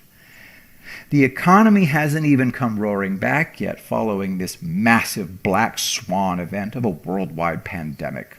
When it does, imagine what his current approval numbers will climb to. All the liberal hopes this Chinese Communist Party virus and their relentlessly attacking Trump would destroy him are now dashed. Trump did it his way. Rejoice, little flock, because victory is assured. They can't stop a thing that's coming. I wouldn't want to be the Flynn leaker right now for all the money in the world. That was absolutely freaking outstanding. Patrick Gunnels explained everything perfectly. Absolutely perfectly. He has the benefit of hindsight, but he laid it out all pretty neat and tidy in that 15 minutes. That was 15 minutes well spent. And Patrick Gunnels is a great guy. He knows his stuff. He can deliver the presentation. I'll talk to you more about this after the show, Puppy, if that's okay. Oh, yeah, sure. What's next, Pups? Well, okay, there is another one of his reads, and it's, I have decided to let that play last to close off my slot, and I'm having something I'd like to read you guys. If you remember last week, I read 2.5 pages from the book Cosmic Voyage by Courtney Brown, and I finished reading the book, and I started reading his second book. But at the end of that book, there was something interesting I wanted to read you. Where he wrote about the involvement of government with regards to aliens, and the book Cosmic Discovery is about remote viewing, and I have approached Courtney Brown by email, and I have received a personal email back from him with regards to taking training from one of his teachers in remote viewing. So I am going to, and this is new. No one knows this, not even the team. I haven't told anyone. So y'all are the first to know this. I am going to enter a training, online training in remote viewing. So let's see how that goes. It'll probably be pretty expensive, but that should be no problem. And so we'll see where this goes. His prime teacher, which is called I think it's called Princess Leia, will be in contact with me. This is an adventure I am going to start. I'm really wrapped up about it. Actually, kind of nervous. But so to continue to back to his book, and this is all thanks to Dave Wilcock, because if I hadn't seen that video in which he promoted the book, I wouldn't have downloaded the PDF and I wouldn't have read it. So, everything happens for a reason. God has a plan for every one of us. I hope I'm really looking forward to what God has in store for me. But let me read this chapter. It's I think it's the last chapter of his book. And it's called it's chapter 36. It's called Involvement of Human Government, and it says start with why the government has been silent. Okay, now let me catch a breath. It's not too long. I think it's only 2.5 pages. One of the most common complaints among people interested in UFOs is governmental silence on the matter. The only thing that enrages these people more is what they perceive to be attempts by governments to ridicule, repress, or dismiss UFO reports. I too went through a stage in which I felt my government was not doing its elected duty by keeping information on this subject from the people who did the voting. I have changed, however, and it may be important for me to state my perspective on this matter. Now, you guys, I want you to know that while I was, I'm making a remark now. While I was reading the book, at certain points I thought, okay, this guy is a a leftist deep stater, and so he is open-minded about it. And I would like you, while I read this, I would like you to keep an open mind and look at it objectively, what he says, because I did too, and it makes sense. It hasn't changed my mind though. Okay, here goes. I should remind readers at the outset that I am a professor of public science.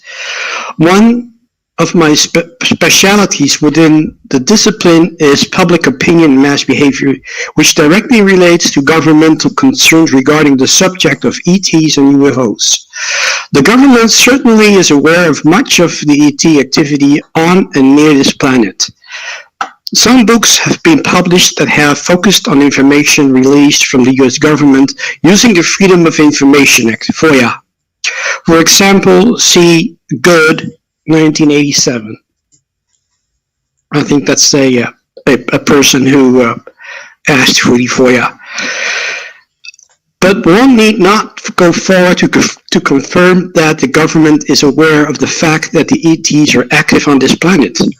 In my own experience, I have talked to retired senior military officers who bluntly stated that they themselves were involved in secret and high-level data collection activities with regard to UFOs, and that the government was doing its best to deal with events, but with little success.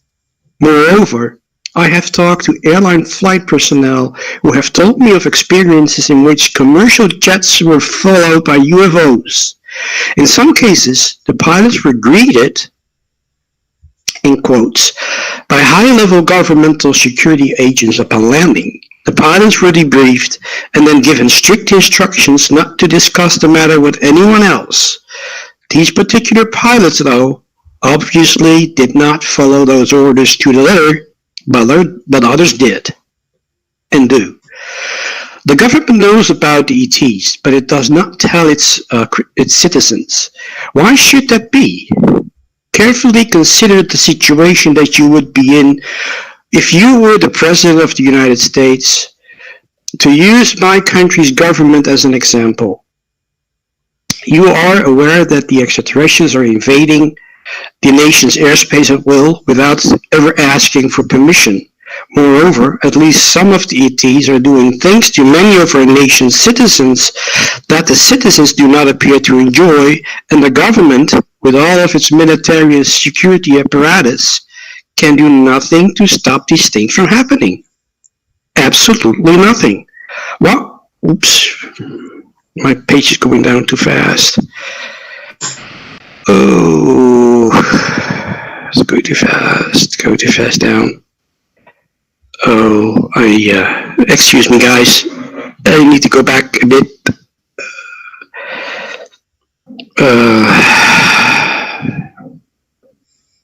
What would you do? Would you go on national television to announce the arrival of the ETs? What else could you possibly say other than they are here and you can panic at your discretion? You could consider revealing that the visitors have arrived and that the government is trying to open diplomatic relations with them. But how long would you be able to get away with this if the ETs did not respond? It may not have been the correct strategy, but minimally, it was a defensible strategy to postpone the public's large-scale awareness of the problem until the government had a chance to try to deal more successfully with the matter. No nation's leaders wish to announce failure if there is any hope of success. I do not exactly know how much the government has come over the years, but I know that the nation's leaders do not have the full breadth of information that we have been able to collect using remote viewing. Thus, information in this volume will be helpful to establish a new phase in human ET interactions. But I see no benefit in seriously attacking current and former governmental officials with regard to past governmental policies concerning the ET phenomenon. Mistakes may have been made, but a perfect policy is probably never a real option given the situation. On the other hand, I strongly believe that the time has come to seriously consider a chance in the previous policy of denial. Historically, humans have always been passive with regard to interactions with ETs. We have watched the ships fly by, and some of us may have been abducted, but always the ETs came to us, and we just watched it happen.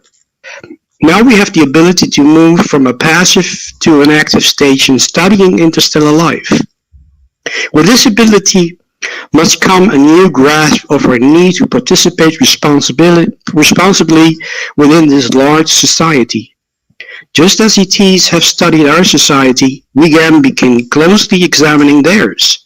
Moreover, educating our own public about ETs is the first step towards establishing reciprocal diplomatic relations. The end. Awesome. They are Music, please.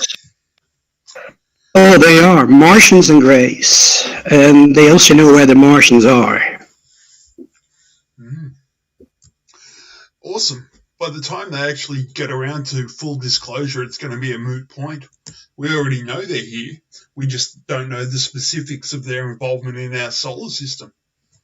The Martians are, it's been disclosed that the Martians are in Santa Fe under a mountain called Santa Fe Baldley. That's where their city is, underground, supposedly, according to the remote viewers. So, but that's something for another topic. Okay, let's play some music, or does anyone have questions? I'd like to play the second video by Patrick. Oh, you want to play it now? Okay. Is that the one that has the bad audio? Oh, no, that one I have not downloaded. It's hold on. 7 minutes long. We've got plenty of time. All right. You want to squeeze that one in? Yeah, sure.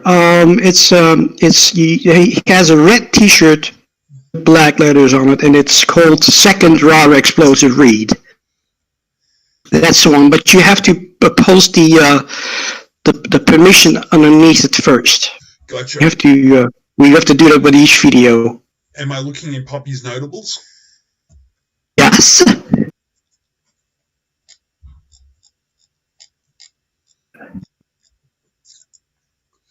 Okay, Dutch Truth Seeker, also known as Puppy Max, the Mighty, says to Patrick Gunnels, "Hi, Patrick Gunnels. I know you said I don't need your permission, but I have to. Otherwise, I won't be able to play this in Friday's live show. So here goes. Do I have your permission to play this read in coming Friday's live show on Dumpster Truffle's YouTube channel?" And Patrick replies, "Yes, and you have my permission to play anything I ever do, anywhere you like." That's an attitude I can really get on board with. Let's hear more out of Patrick Gunnels. So we've got permission. Yeah, so it's the title of the video is CO Sweden and how Barack Obama consciously assisted terrorists in murdering, blah blah blah. I find it pretty explosive. Okay, I haven't actually listened to all of this yet, so Patrick's got to say. Right. Is there anything that needs to be done or said before I roll the video? Just sit back and relax, look at him and look at his expression when he reads. That's why I love this guy so much, because he is not reading it, just reading it. He is living it. Yes, the man knows his stuff, that's for sure. Go, baby. Shoot it. Okay, rolling now. Patrick Gunnels. Everybody, we've got ourselves another big thread from Carlos Osuita, this time about Benghazi. Let's get started. As Susan Rice gets more vicious in her attacks on Donald Trump, let's remind everyone what Rice and Hillary and Leon Panetta and their master, Barack Obama, did. We begin with the lie that Benghazi was started because of a YouTube video. This is the reality. Quote, staff at the U.S. Special Mission in Benghazi woke on 11 September to the sight of a Libyan policeman deployed to guard them, filming the compound from a neighboring rooftop. 2 days earlier, the ambassador to Libya, Chris Stevens, had received a veiled warning. According to one of his cables, one of his diplomats had a meeting with two Islamist militia leaders in which they complained that the U.S. was supporting a secular leader, Mahmoud Jibril, in a vote for prime minister due on 12 September. If Jibril won, they warned, they would no longer guarantee security. The consulate was already relying on one of the militias, the February 17th Martyrs Brigade, for armed protection. From The Guardian, U.S. consulate attack in Benghazi, a challenge to official version of events. Rice says that this was a spontaneous attack. No. It was a carefully planned military operation.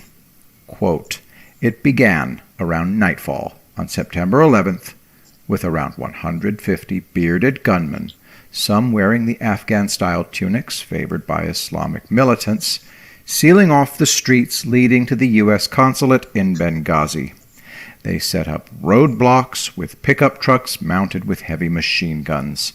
The guard said he saw no protesters. He heard a few shouts of "God is great," then a barrage of automatic weapons fire and rocket-propelled grenades began, along with barrages from heavy machine guns mounted on trucks.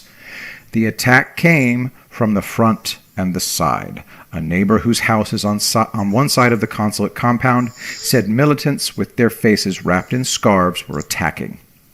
The effectiveness of the roadblocks was later revealed in the State Department's account of the evacuation.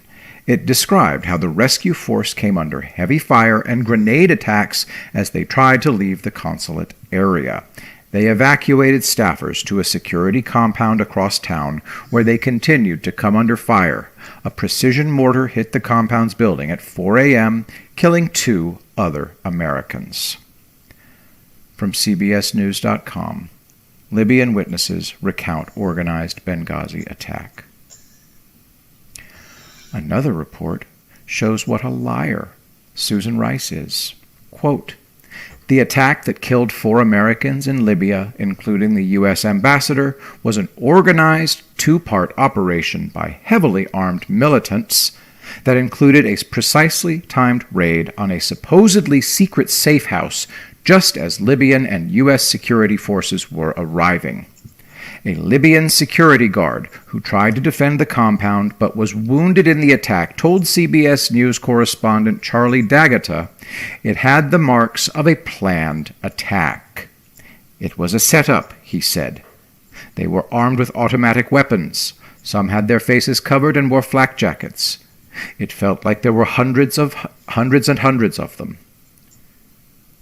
One of 5 private security guards at the consulate said the surprise attack began around 9:30 p.m. when several grenades that were lobbed over the outer wall exploded in the compound and bullets rained down. CBSNews.com, Libya, 4 arrested over coordinated attack against U.S. Back to Carlos. This was a combined arms attack by 150 terrorists, the same number of Islamic State terrorists who took the Iraqi city of Ramadi from May 14th to 17th, 2015. It's one of the largest terrorist operations ever carried out on American interests. It's bad enough that Susan Rice shifted blame from Islamist terrorists to a single American citizen. What happened during the attack shows that Obama and Leon Panetta helped the terrorists murder American citizens. The U.S. Armed Forces are divided into 11 unified combatant commands. 6 are geographical and 5 are functional. The geographical combatant commands each have 1 combatant commander's in extremis force, that's CIF, of U.S. Army Special Forces soldiers who are first responders used in emergencies. Libya is in AFRICOM, which at the time had no CIF. Okay, just to reiterate, CIF is a rescue force. The 10th Special Forces Group has European Command, EUCOM, as its area of responsibility hereinafter AOR. The EUCOM CIF is named C1/10. When Benghazi came under attack, C1/10 was at Slunj Training Range in Croatia. The 84-man CIF boarded 2 Chinook CH-47 helicopters. The CH-47s flew from Slunj to Zagreb International Airport, which took 15 minutes. At Zagreb, C1/10's weapons and equipment were already loaded on a C-17 Globemaster. The Globemaster could have flown the CIF to Benghazi in 1 hour and 50 minutes. The terrorist attack lasted 8 hours. However, for reasons never explained, C1/10's weapons and equipment were unloaded from the Globemaster and put onto 2 C-130 Herculeses, which then flew the CIF to Sigonella Air Base in Italy, which took 22 hours. In time-sensitive crises, the Theater Special Operations Commander, SOC, will order the CIF into action. That commander has the authority to do so. Leon Panetta stepped in, overrode the Special Operations Commander, and sent C1/10 to Sigonella. Panetta later said that Sigonella became a staging area, and he couldn't send in any troops until he understood the situation fully. Well, a CIF doesn't require a staging area, and the reason they exist is to go into unknown situations. Panetta clearly and deliberately delayed the CIF until he was sure that there was no point in sending it at all, and he was covering up for Obama. And in order for any American military unit to go on a combat mission into a foreign country uninvited, the president must give a verbal and written cross-border authority, CBA. The president prepares it as soon as the unit is alerted.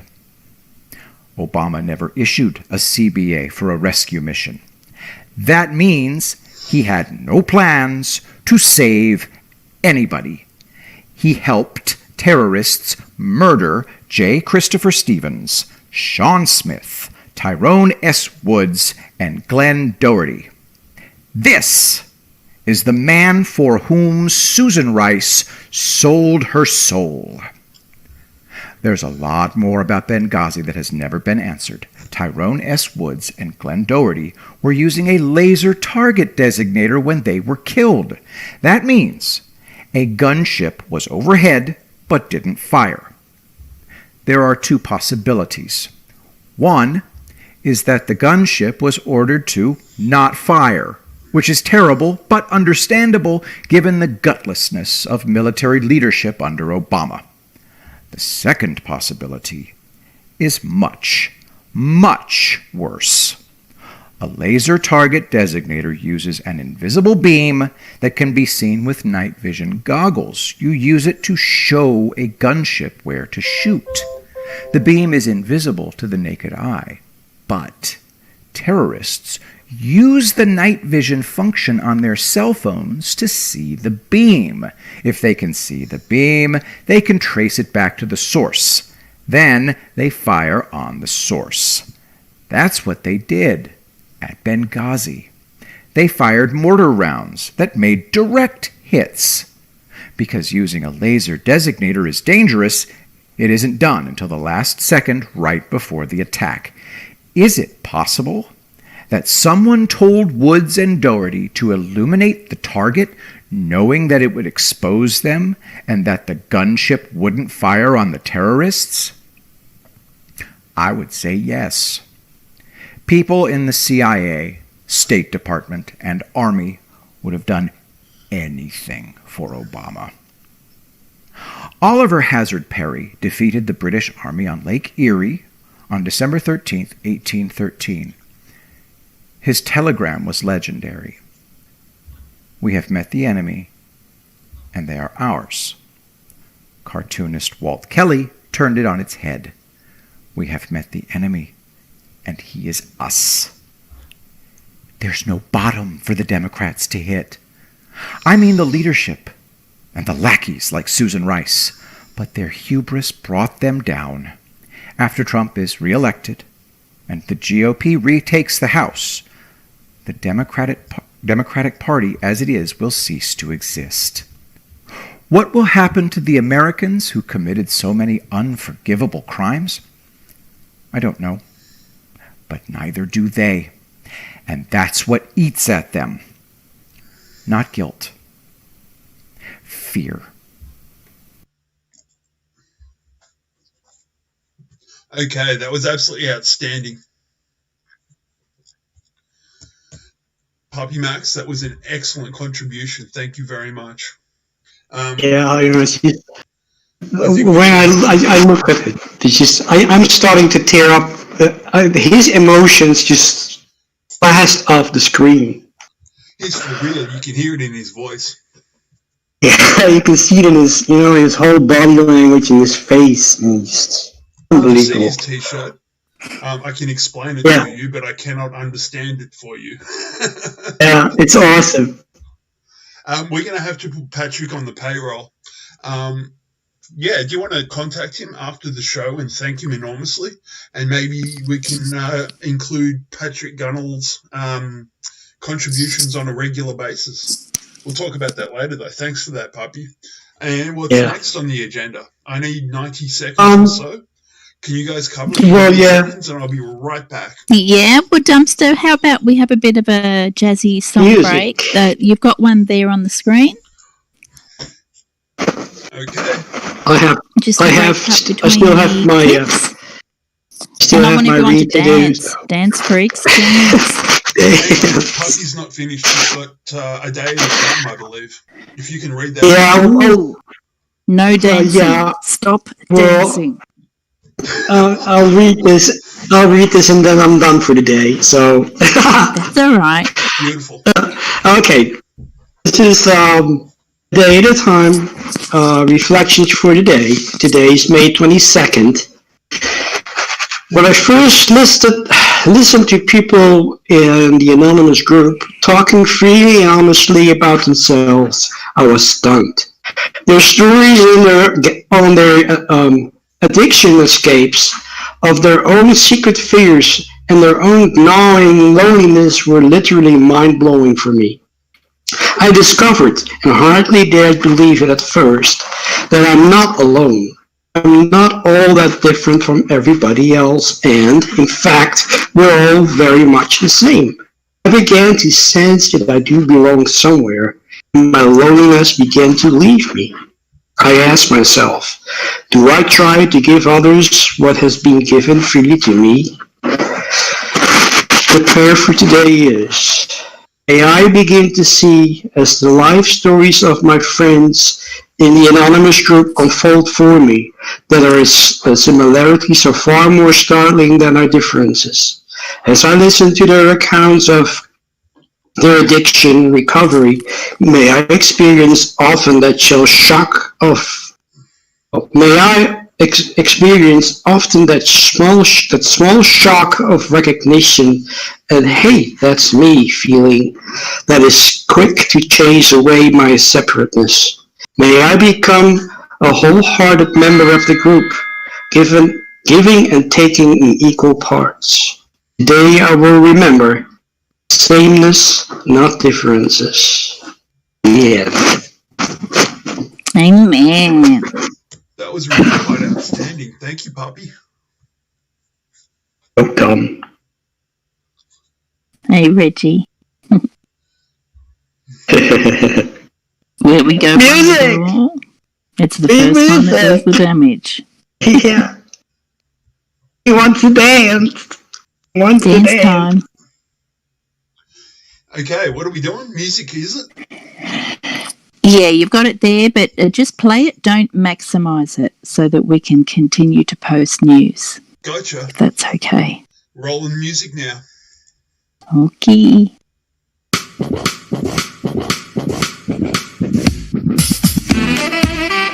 Woo!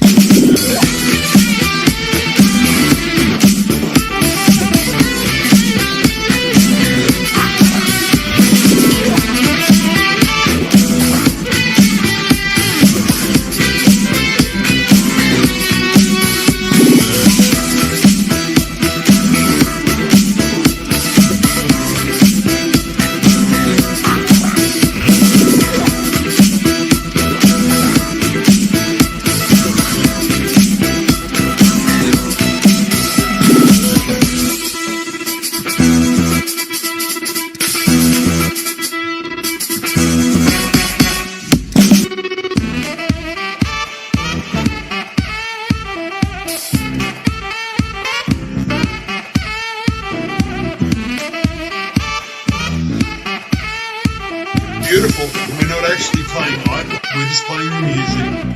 You can watch iPod after the show, guys.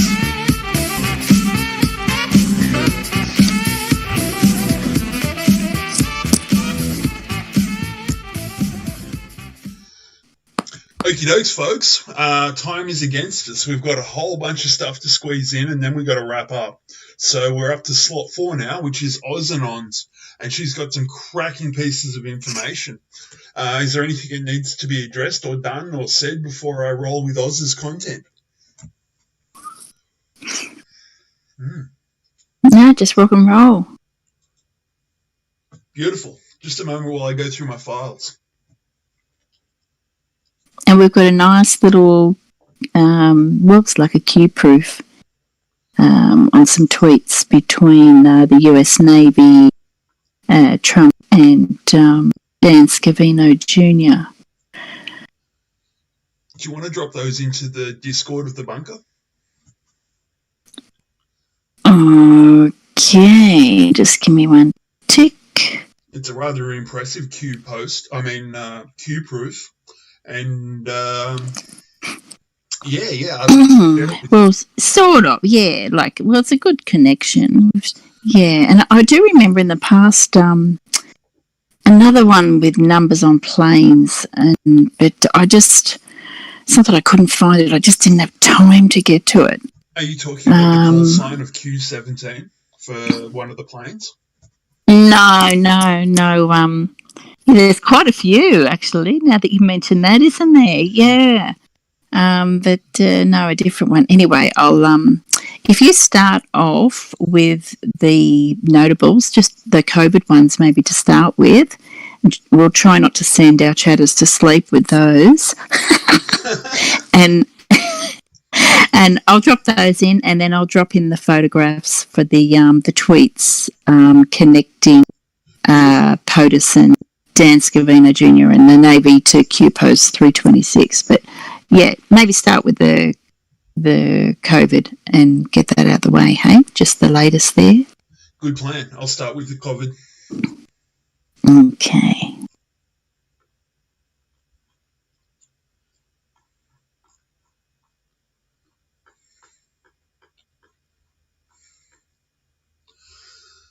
Okie dokes.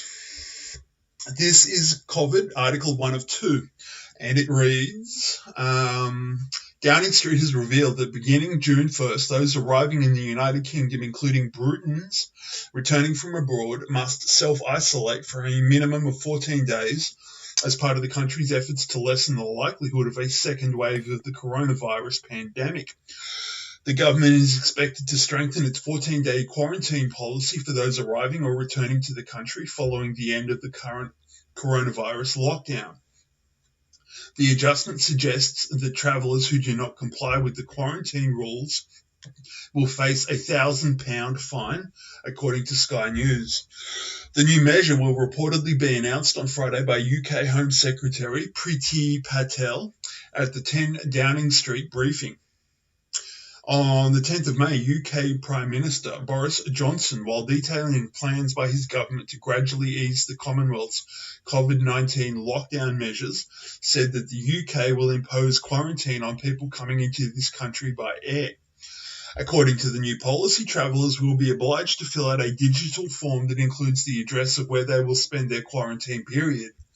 Authorities will check those addresses regularly, and a breach of quarantine could lead to a £1,000 fine or even deportation. Excuse me. The new quarantine measures have been criticised by a number of national airlines. The head of low-budget carrier Ryanair, Michael O'Leary, characterised the health measures as idiotic and unimplementable, while Airline UK said that the measure would effectively kill international travel to and from the country and result in immeasurable damage to the aviation industry and the wider UK economy. As of Thursday, the UK has registered over 252,200 cases of COVID-19 infection, of which 36,124 have died. That came out of SputnikNews.com. And I'll jump to the next article on COVID.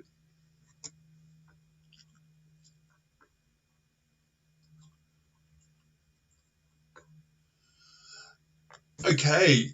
Trump administration's Operation Warp Speed accelerates AstraZeneca COVID-19 vaccine to be available beginning in October. Responding to President Trump's call to develop 300 million doses of SARS-CoV-2 vaccine by January under Operation Warp Speed, the U.S. Department of Health and Human Services and AstraZeneca are collaborating to make available at least 300 million doses of a coronavirus vaccine called AZD1222, with the first doses delivered as early as October 2020. The agreement between AstraZeneca and the Biomedical Advanced Research and Development Authority, part of the HHS, Office of the Assistant Secretary for Preparedness and Response, will accelerate the development and manufacturing of the company's investigational vaccine to begin phase 3 clinical studies this summer with approximately 30,000 volunteers in the United States. My comment is I wouldn't put my hand up for that job. Anyway, I'll continue. Under this public-private partnership, BARDA, which stands for Biomedical Advanced Research and Development Authority, BARDA can provide up to $1.2 billion to support, in parallel, advanced clinical studies, vaccine manufacturing technology transfer, process development, scaled-up manufacturing, and other development activities. Emergency use authorization or license of this vaccine from the U.S. Food and Drug Administration would be required to make the vaccine available. Early milestones enable the Biomedical Advanced Research and Development Authority and AstraZeneca to determine how the program progresses forward. This contract with AstraZeneca is a major milestone in Operation Warp Speed's work towards a safe, effective, widely available vaccine by 2021. And HHS Secretary Alex Azar, that's Health and Human Services, Alex Azar, just a moment.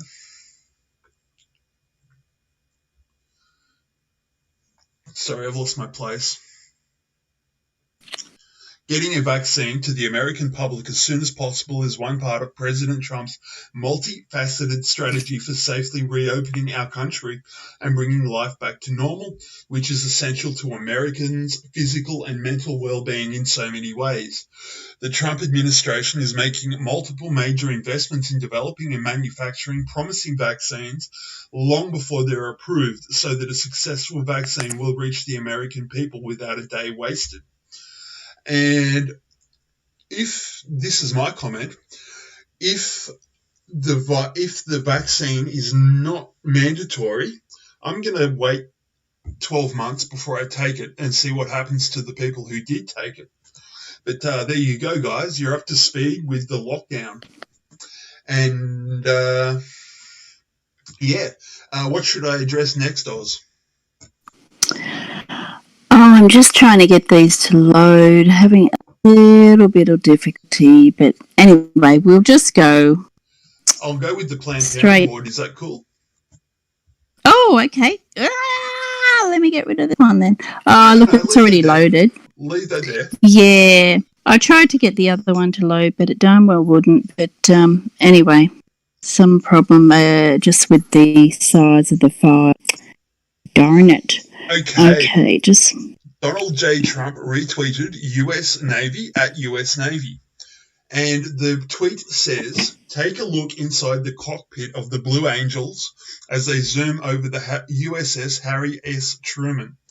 Now, visible in the photograph on the tail fins of the aircraft are 3 numbers, 3, 2, and 6. Now, I don't know who made the actual connection here, but if we go to Q post 326, it's BDT marker and false flag. And it's a Q post 326. It reads false flag with an S in parentheses, so potentially multiple false flags. POTUS is 100% insulated. Expect fireworks, justice, Q. Okay, so the US Navy originally sent the tweet out at 5:13 p.m. on the 20th of May. And at the exact same time, Dan Scavino Jr. retweeted that at 5:13 p.m. on the 20th. And then Trump retweeted it. And then Scavino tweeted it hasn't come up. Why isn't it coming up? This is so frustrating. Here we go. We'll try it again. Scavino also tweeted a congratulations to Ratcliffe on his appointment as the director of intelligence. Sorry, people, I've got 3 screens going and they're all going the wrong way.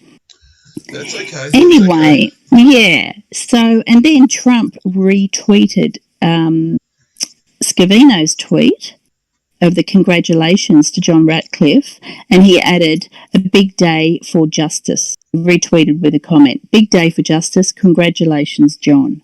So we've got justice there. We've got the justice in Q Crumb 326. Now my cat wants to chime in. Get off. And this all links up with the US Navy tweet. So we've got a 513 Delta. We've got the 326 on the tail of the planes and we're on the fighter jets. I'm sure there's a connection with the USS Harry S. Truman as well, but I haven't got that as yet. And during the show, I haven't had time to go back to Q Research and have a look at that. I'm not overly familiar with that part of American history. Perhaps our chatters can help us, hey. But we've got, that's a definite connection. 513, 326, straight to Q. And then we've got the Trump tweet that says big day for justice, and justice is how Trump signs off on 326. Yeah. Yeah, and we've got multiple false flags happening now around the world. I think people are noticing that everything's starting to hot up again, and we've just had a plane crash in Karachi just a few hours ago. And that comment,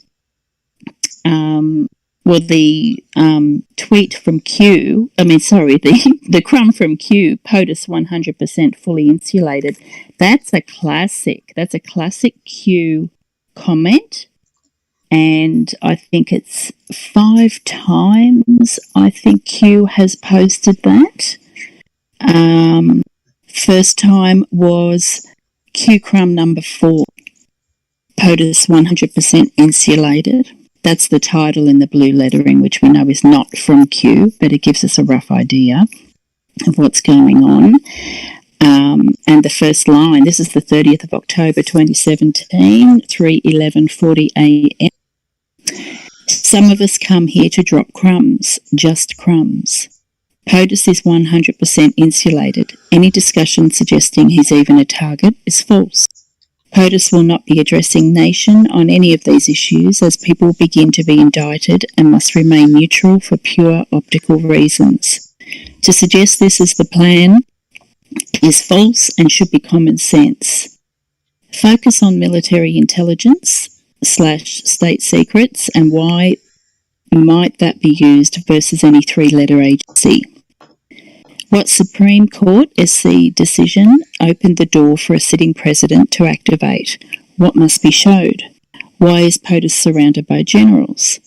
Again, there are a lot more good people than bad, so have faith.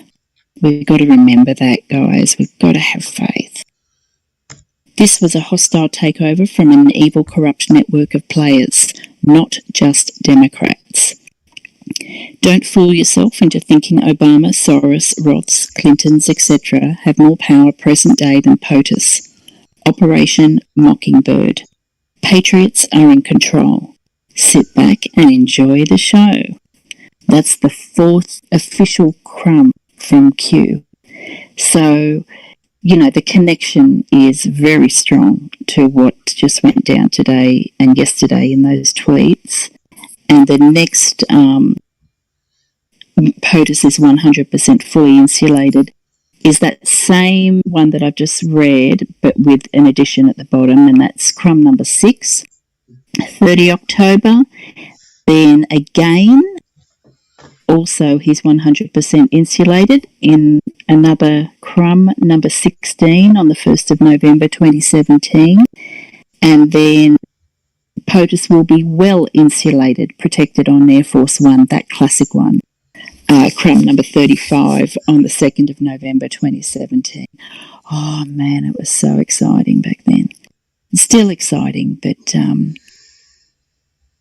so it's very significant, highly significant. It's just, it really took my fancy, that one. So if you go to qmat.pub and you just type in insulated into the search engine, you'll just get a one-page return with 8 drops, but only 5 of those are where it's referring to POTUS being insulated, and they're highlighted. And I encourage people to go and have a look and dig and take screenshots and print them out and stick them on the wall at home and be a part of this history even more. My walls are like, it's like I'm in an asylum, a Q asylum. I think it's more like a Q University. Q University. Yeah, actually. Although with me it's probably more of an asylum, but yes, a Q University. That's really good. Yeah, that's awesome. So that's a really nice connection. And then we have a few more notables there with you, Dumpster. Absolutely. I'm going to jump the pro-life thing and go straight to the brighteon.com because we're a little bit pushed for time. But this article cannot end up on the cutting room floor. This is really important information. This angers up my blood. This angers up my blood enormously. Anyway, I'll just read the document. Yeah.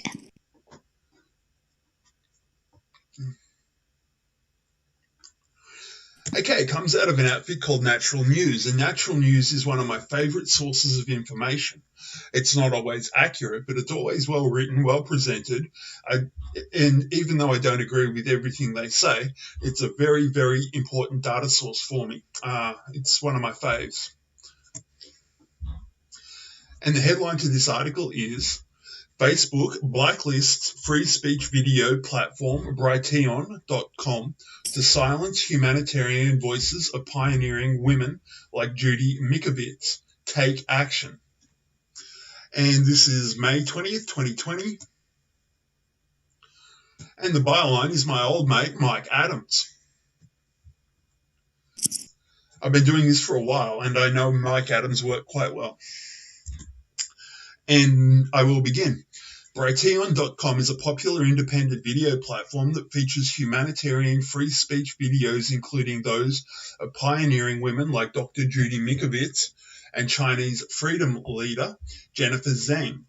As part of its war against courageous women who dare to challenge the status quo, Facebook has now blacklisted all links from Brighteon.com and naturalnews.com.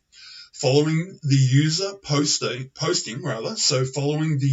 posting of a documentary featuring Dr. Mikovits' Plandemic, that's in quotation marks, Plandemic, which is a documentary which questions the standard narrative about the coronavirus vaccine and the World Health bananas. Anyway, various language versions of the various I've lost my place. Various language versions of the Plandemic documentary were posted by other users, not by the owners or operators of Brighteon.com or naturalnews.com. Yet because these videos were earning a large number of shares on Brighteon, as well as edit on Natural News, Facebook chose to blacklist all links from both platforms regardless of the content. disallowing anyone from sharing any link from Brighteon on natural news. This is the equivalent of the Nazi book burnings. That's my comment. So this means, to continue with the document, this means Facebook has blacklisted hundreds of thousands of videos and articles on gardening, smoothie recipes, nutrition, pet care, diabetes prevention, women's reproductive health, and other topics that offer extraordinary wisdom and aid for humanity. Because Brighteon is a free speech platform, it also hosts videos on more controversial topics. But this is the nature of a free speech platform. Brighteon.com does not endorse the content of every video on its platform. We believe that Facebook's efforts to blacklist a competing content platform qualifies as illegal antitrust action under US law, and we are asking for your help to demand Facebook remove its blacklisting of competing content platforms. Excuse me while I scroll down. The next subheading in this article is Facebook is now dictating what you are allowed to read or even think about every subject of controversy. Excuse me a moment.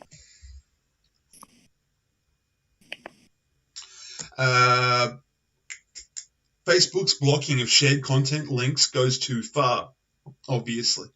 Even when a user chooses to share a link that he or she find valuable. Facebook decides that you can't share the links you want to share because Facebook disagrees with the content. This fascist digital book burning, now there you go, approach allows Facebook to control every conversation, every debate, and every fact by disallowing all views which it disagrees with. In fact, by blacklisting entire websites that feature user-generated content, such as videos and articles, Facebook is discriminating against all the users on those sites, regardless of the nature of their content, which varies widely. Currently, Facebook is disallowing all views that contradict the World Health Bananas, which is obviously run by Communist China. An anti-human rights regime with a long documented history of organ harvesting, political executions, and extreme violation of fundamental human rights. This puts Facebook in the position of protecting one of the most heinous anti-human rights political regimes in the history of human civilization. While courageous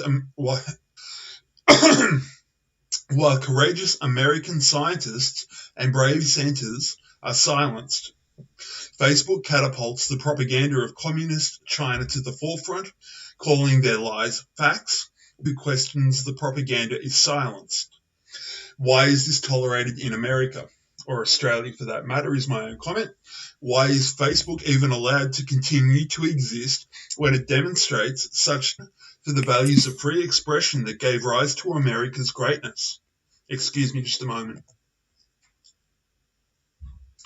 Not so Twitter has also banned our channels in order to prevent us from raising awareness about what appears to be a coordinated, illegal among techno-fascist corporations that are obviously protecting China and its World Health Bananas. Propaganda institution that repeatedly downplayed the I misread that. The World Health Organization propaganda institution that repeatedly downplayed the severity of the coronavirus outbreak and pressured the global community to keep air traffic open with China, even as Chinese citizens were spreading the virus around the world. To defend our right to speak and share honest humanitarian information that can help save lives and awaken minds, we need your help to voice our protest against Facebook and Twitter using the steps detailed below.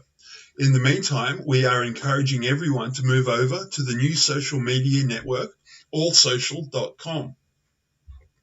I need to make a written note here. Excuse me just a moment.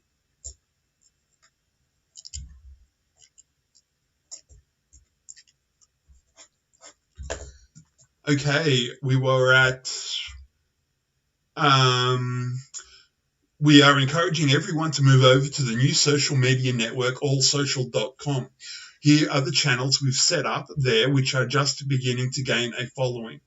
Ditch Facebook and move to allsocial.com, which promises to respect all points of view and refrain from politically motivated censorship.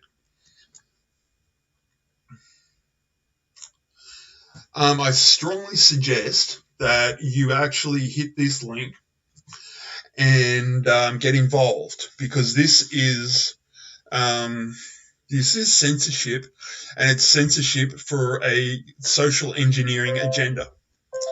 And that's the end of Oz's contributions. Have you got anything else for us, Oz?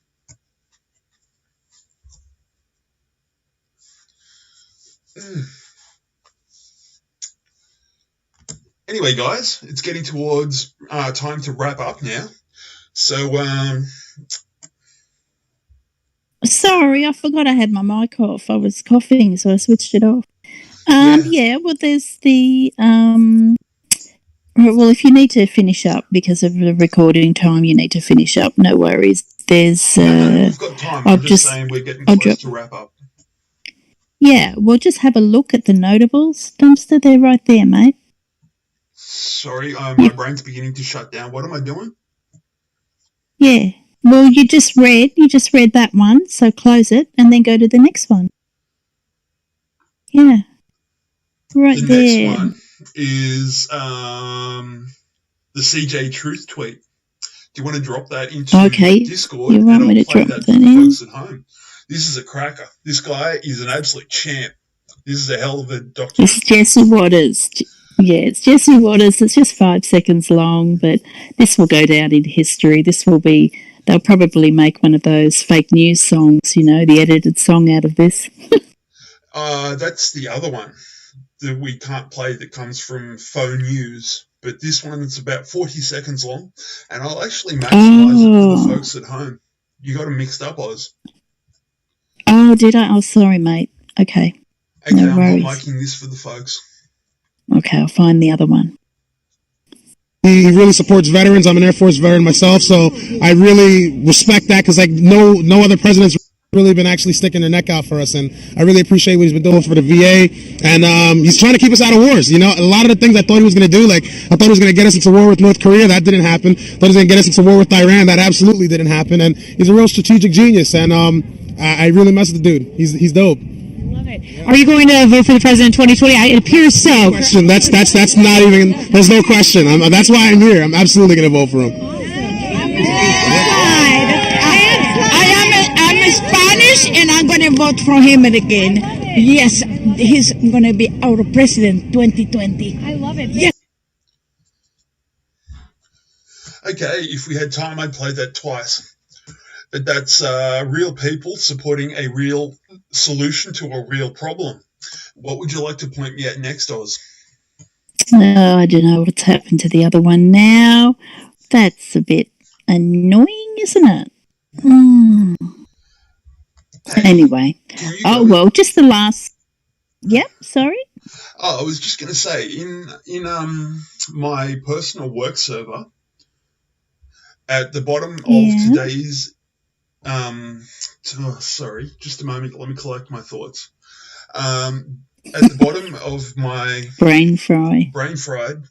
At the bottom of the, tonight's presentation list, there's a link to a YouTube channel that's just beginning to start up, and I'd like to plug them. If you could drop Is that a free plug? That's the free plug. Got it. If you could drop that into the YouTube and the Discord, that'd be great, please. Okay, it's in Discord now. And here it comes into YouTube. Okay, guys, I have it on good authority that these people, QAnon Live Dig Guardians of Intelligence, they're called Guardians of Intelligence. They're a group of people who have experience broadcasting, but they're starting up an entirely new YouTube channel called Guardians of Intelligence. It only had a few subscribers yesterday and no videos, but they're little fish like us. So check these guys out. You might get really good data from them. I haven't seen any of their content, but I'm more than happy to plug a small outfit like this. Lots of little fish will eat a shark. So there you go. Guardians of Intelligence. And I've just opened it up and it says that the channel has no content.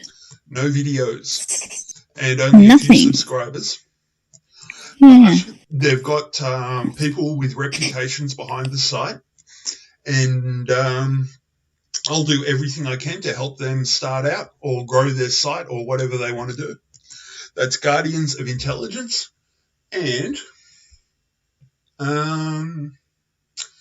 Okay, I've got a message there from blah blah. Hold on just a tick.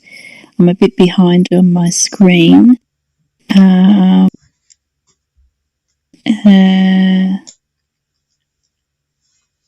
Angels. Yeah, is that the 326 blah blah that we inside the cockpit? Okay, hold on a tick. I'm just going to post this photograph. One moment, please. Let's have a look and see what we can find. Gotcha. Boom, boom, boom. Here it comes. This is from blah blah. Sorry, JTO Game, aka blah blah. It's like another language, isn't it? There we go. Take a look inside the cockpit of the Blue Angels as they zoom over the... Oh, but that is the... Yeah. Shall I play this and maximise it for the folks? Oh, it's just a photograph, mate. I think maybe blah blah missed us when we... Sorry, I can't see what he's saying now. No, I can't see either. We're flying blind. I think we might have already covered it, JTO. Look at the tails. Yeah, the 326. Is that what you mean, JTO? Give us an answer, mate. Hey, blah blah. Mate, do you want to pop into Discord and say hello to the folks at home? Because you're part of the team now. And 23. We got a 23 in the picture as well. Yeah, come into the team. Come in. If you want to come inside, just step inside. Yeah, JTO, if you want to pop in and just say hello, that'd be cool. What else have we got to do before we wrap up? I want to end with a 30-second prayer. But other than that, I've just got a few bits and pieces. Is there anything that you'd like to point me at, Oz or Puppy? I just created just that Google has removed QAnon apps from the Play Store for violating terms. And, of course, Facebook is shutting things down as well. But this is all okay. This is all good. You know, for me, it's the perfect sign. It's exactly what I expect to see. And the more it happens means to me the closer we're getting to fulfilling this plan. You know, it's a long way to go. It's going to take years. But nothing's going to stop what's coming. And if these attacks aren't happening, then really the Great Awakening is not underway. So expect huge attacks.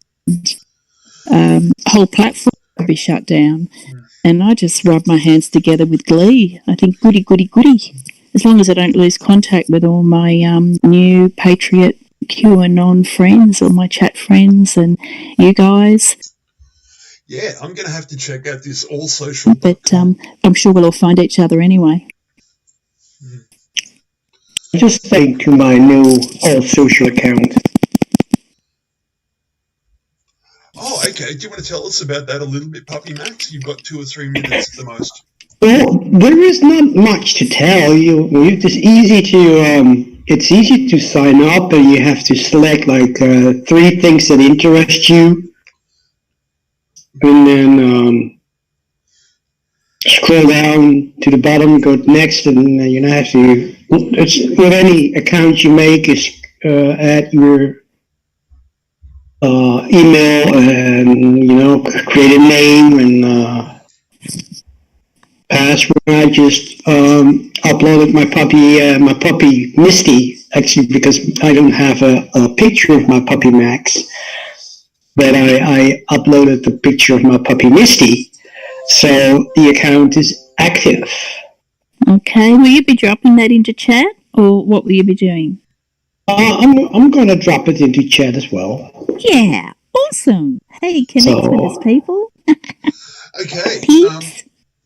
May I introduce the mighty Blah Blah Wales. He's helped us out enormously and he's the newest member of our team. May I present Blah Blah Wales. Would you like to say hello to the folks at home and share as much of yourself as you feel comfortable?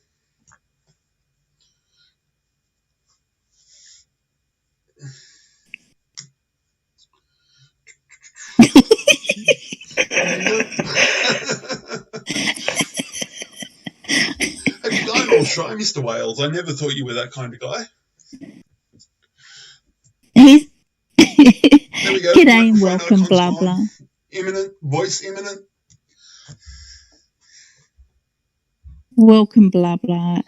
Welcome, Hey Mr. everyone, Wales. Blah Blah has done so much to help us over the last 48 hours. You know about 5 different things so you don't get a load of feedback.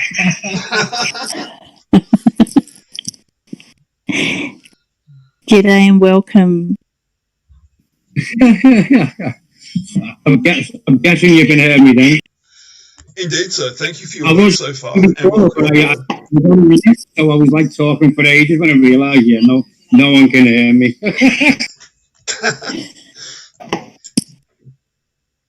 Well, we're really, really grateful that you're here with us and really, really grateful for all the help you're giving us, all the hard work you're putting in. You put in a lot of time and I really want to thank you. Indeed. Ditto. I'm express the same sentiments. One thing playing on one thing, and so you're hearing me in a very, very different time zone than I'm hearing you at the second. I'll have to sort that out for next time when I have to speak. But yeah, hello. Awesome. It's all good. No problem. You're most welcome. Okay, I've got one more thing that I've got to address. You've been hearing lots and lots of different voices. We've got a bit of a delay, I think, on sound, which is a bit of a bummer. We'll work around it. We'll get there. Anyway, I wanted to say a few words just in general to myself. With this Q plan, it's not a sprint, it's a marathon. And which means conserving our strength, which is part of the reason we Swiss only. But in the mid to near future, there's going to be a platform change. I'm going to switch up the broadcast platform that we're using. So I thank you all for your loyalty, and we're here for the long haul. And yeah, that's all I need to say. That's my contribution, my final contribution to the evening, except for a prayer. We've got about 7 minutes before we really need to wrap up. What shall we do? Well, you could dance and I could sing. A song. Play us out with the song then, Oz. Well, we'll have our Patriot song, hey? Trust in You by Rick Rebenick. And you're going to do a prayer first, Dumpster. Okay, this is just a simple blessing that was taught to me. It's the only prayer I feel comfortable saying. Dear Heavenly Father, we thank you for the warmth of family and friends, and we ask that you bless us in our purpose. In Jesus' name, Amen. Amen. Amen. Well, I think Carmen had to leave us. She had an important call come in and we didn't get to her grab bag. She has a lovely presentation for next week. We'll make sure that goes into an early slot. Carmen didn't tell me she had stuff she wanted to present. That's okay. Yeah, she'll be cool. She had to leave. She had to go. So but we'll keep it, and it's lovely. It's about Christmas Island, And I look forward to that next week. It And really gets to me when good stuff ends up on the cutting room floor. But we've been at this for over 3 hours now. It's simply not possible. yeah, well, it's not cut. Yeah, it's not cut. It'll be up front and centre next week, most definitely. And I've got some lovely photographs and things to go with it. So that will be nice. And everyone in chat, thank you so much for joining. I love And you guys. And I'll look see you forward next to seeing Friday. you again next week. And it's such a long time, a whole week. But anyway, it is what it is. And where we go one, we go all. Be best, be safe. Everyone, please be safe. And sit back, as Q says, sit back and enjoy the show. And I'm going to say good night. One last thing. YouTube is throttling our channel. The only way that you can get to Dumpster Truffles broadcast is to actually go to my channel, sub to the channel, and get the alerts. And the only way a channel like this is going to grow is if people like you guys out in the audience, verbally or written, pass it on to another person. I don't want your thanks. I'm not doing this for thanks or money or pride or anything like that. I'm doing this because I've got skin in the game. And I need you guys to publicize the channel because realistically, the only way that this channel is going to grow is through word of mouth. We've got a great audience, but we could have a bigger audience. And Regina, I love you bunches as well. See you next week. And I love you guys. And I will see you Friday. Max is signing off, people. You all have a good weekend, and I'll see you all next week. Much love from behind the dikes at the North Sea. Not those dikes. See you, puppy. Okay, I'll roll with Rick Grebenick, and then we can do the post show. The after party. I'm playing the song now. Does anyone have anything before I play the song? And then once the song's over, I will end the stream. Adios, amigos. Via con Dios. Chihuahua.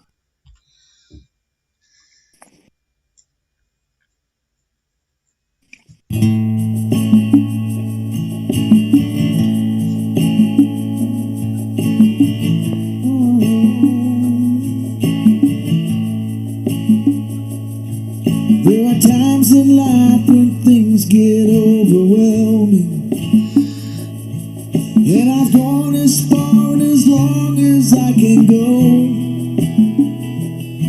And when I need the most, my failing friends astound me. Lord, you're there, you've been comfort to my soul. And I believe in you.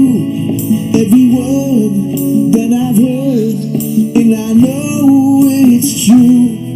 And when I'm walking through the valleys, you will lead me through. 'Cause I believe you're with me, and I will trust in you.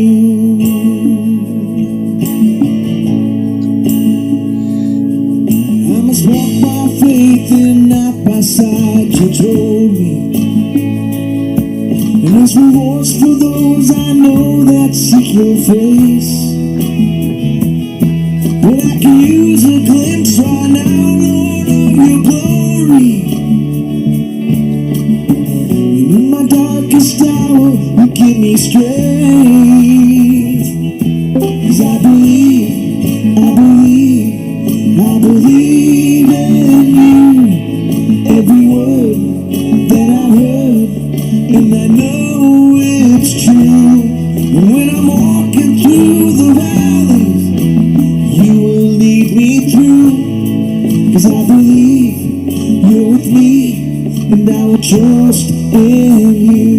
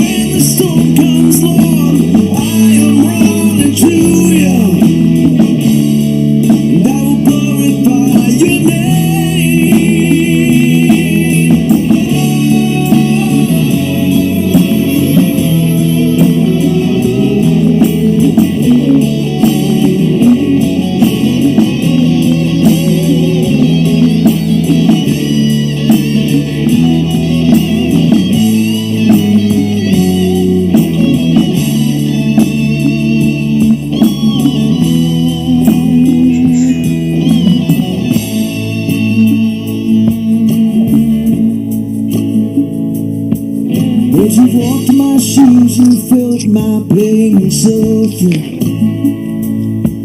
And you took the nails from me while I was lost. And all the trials that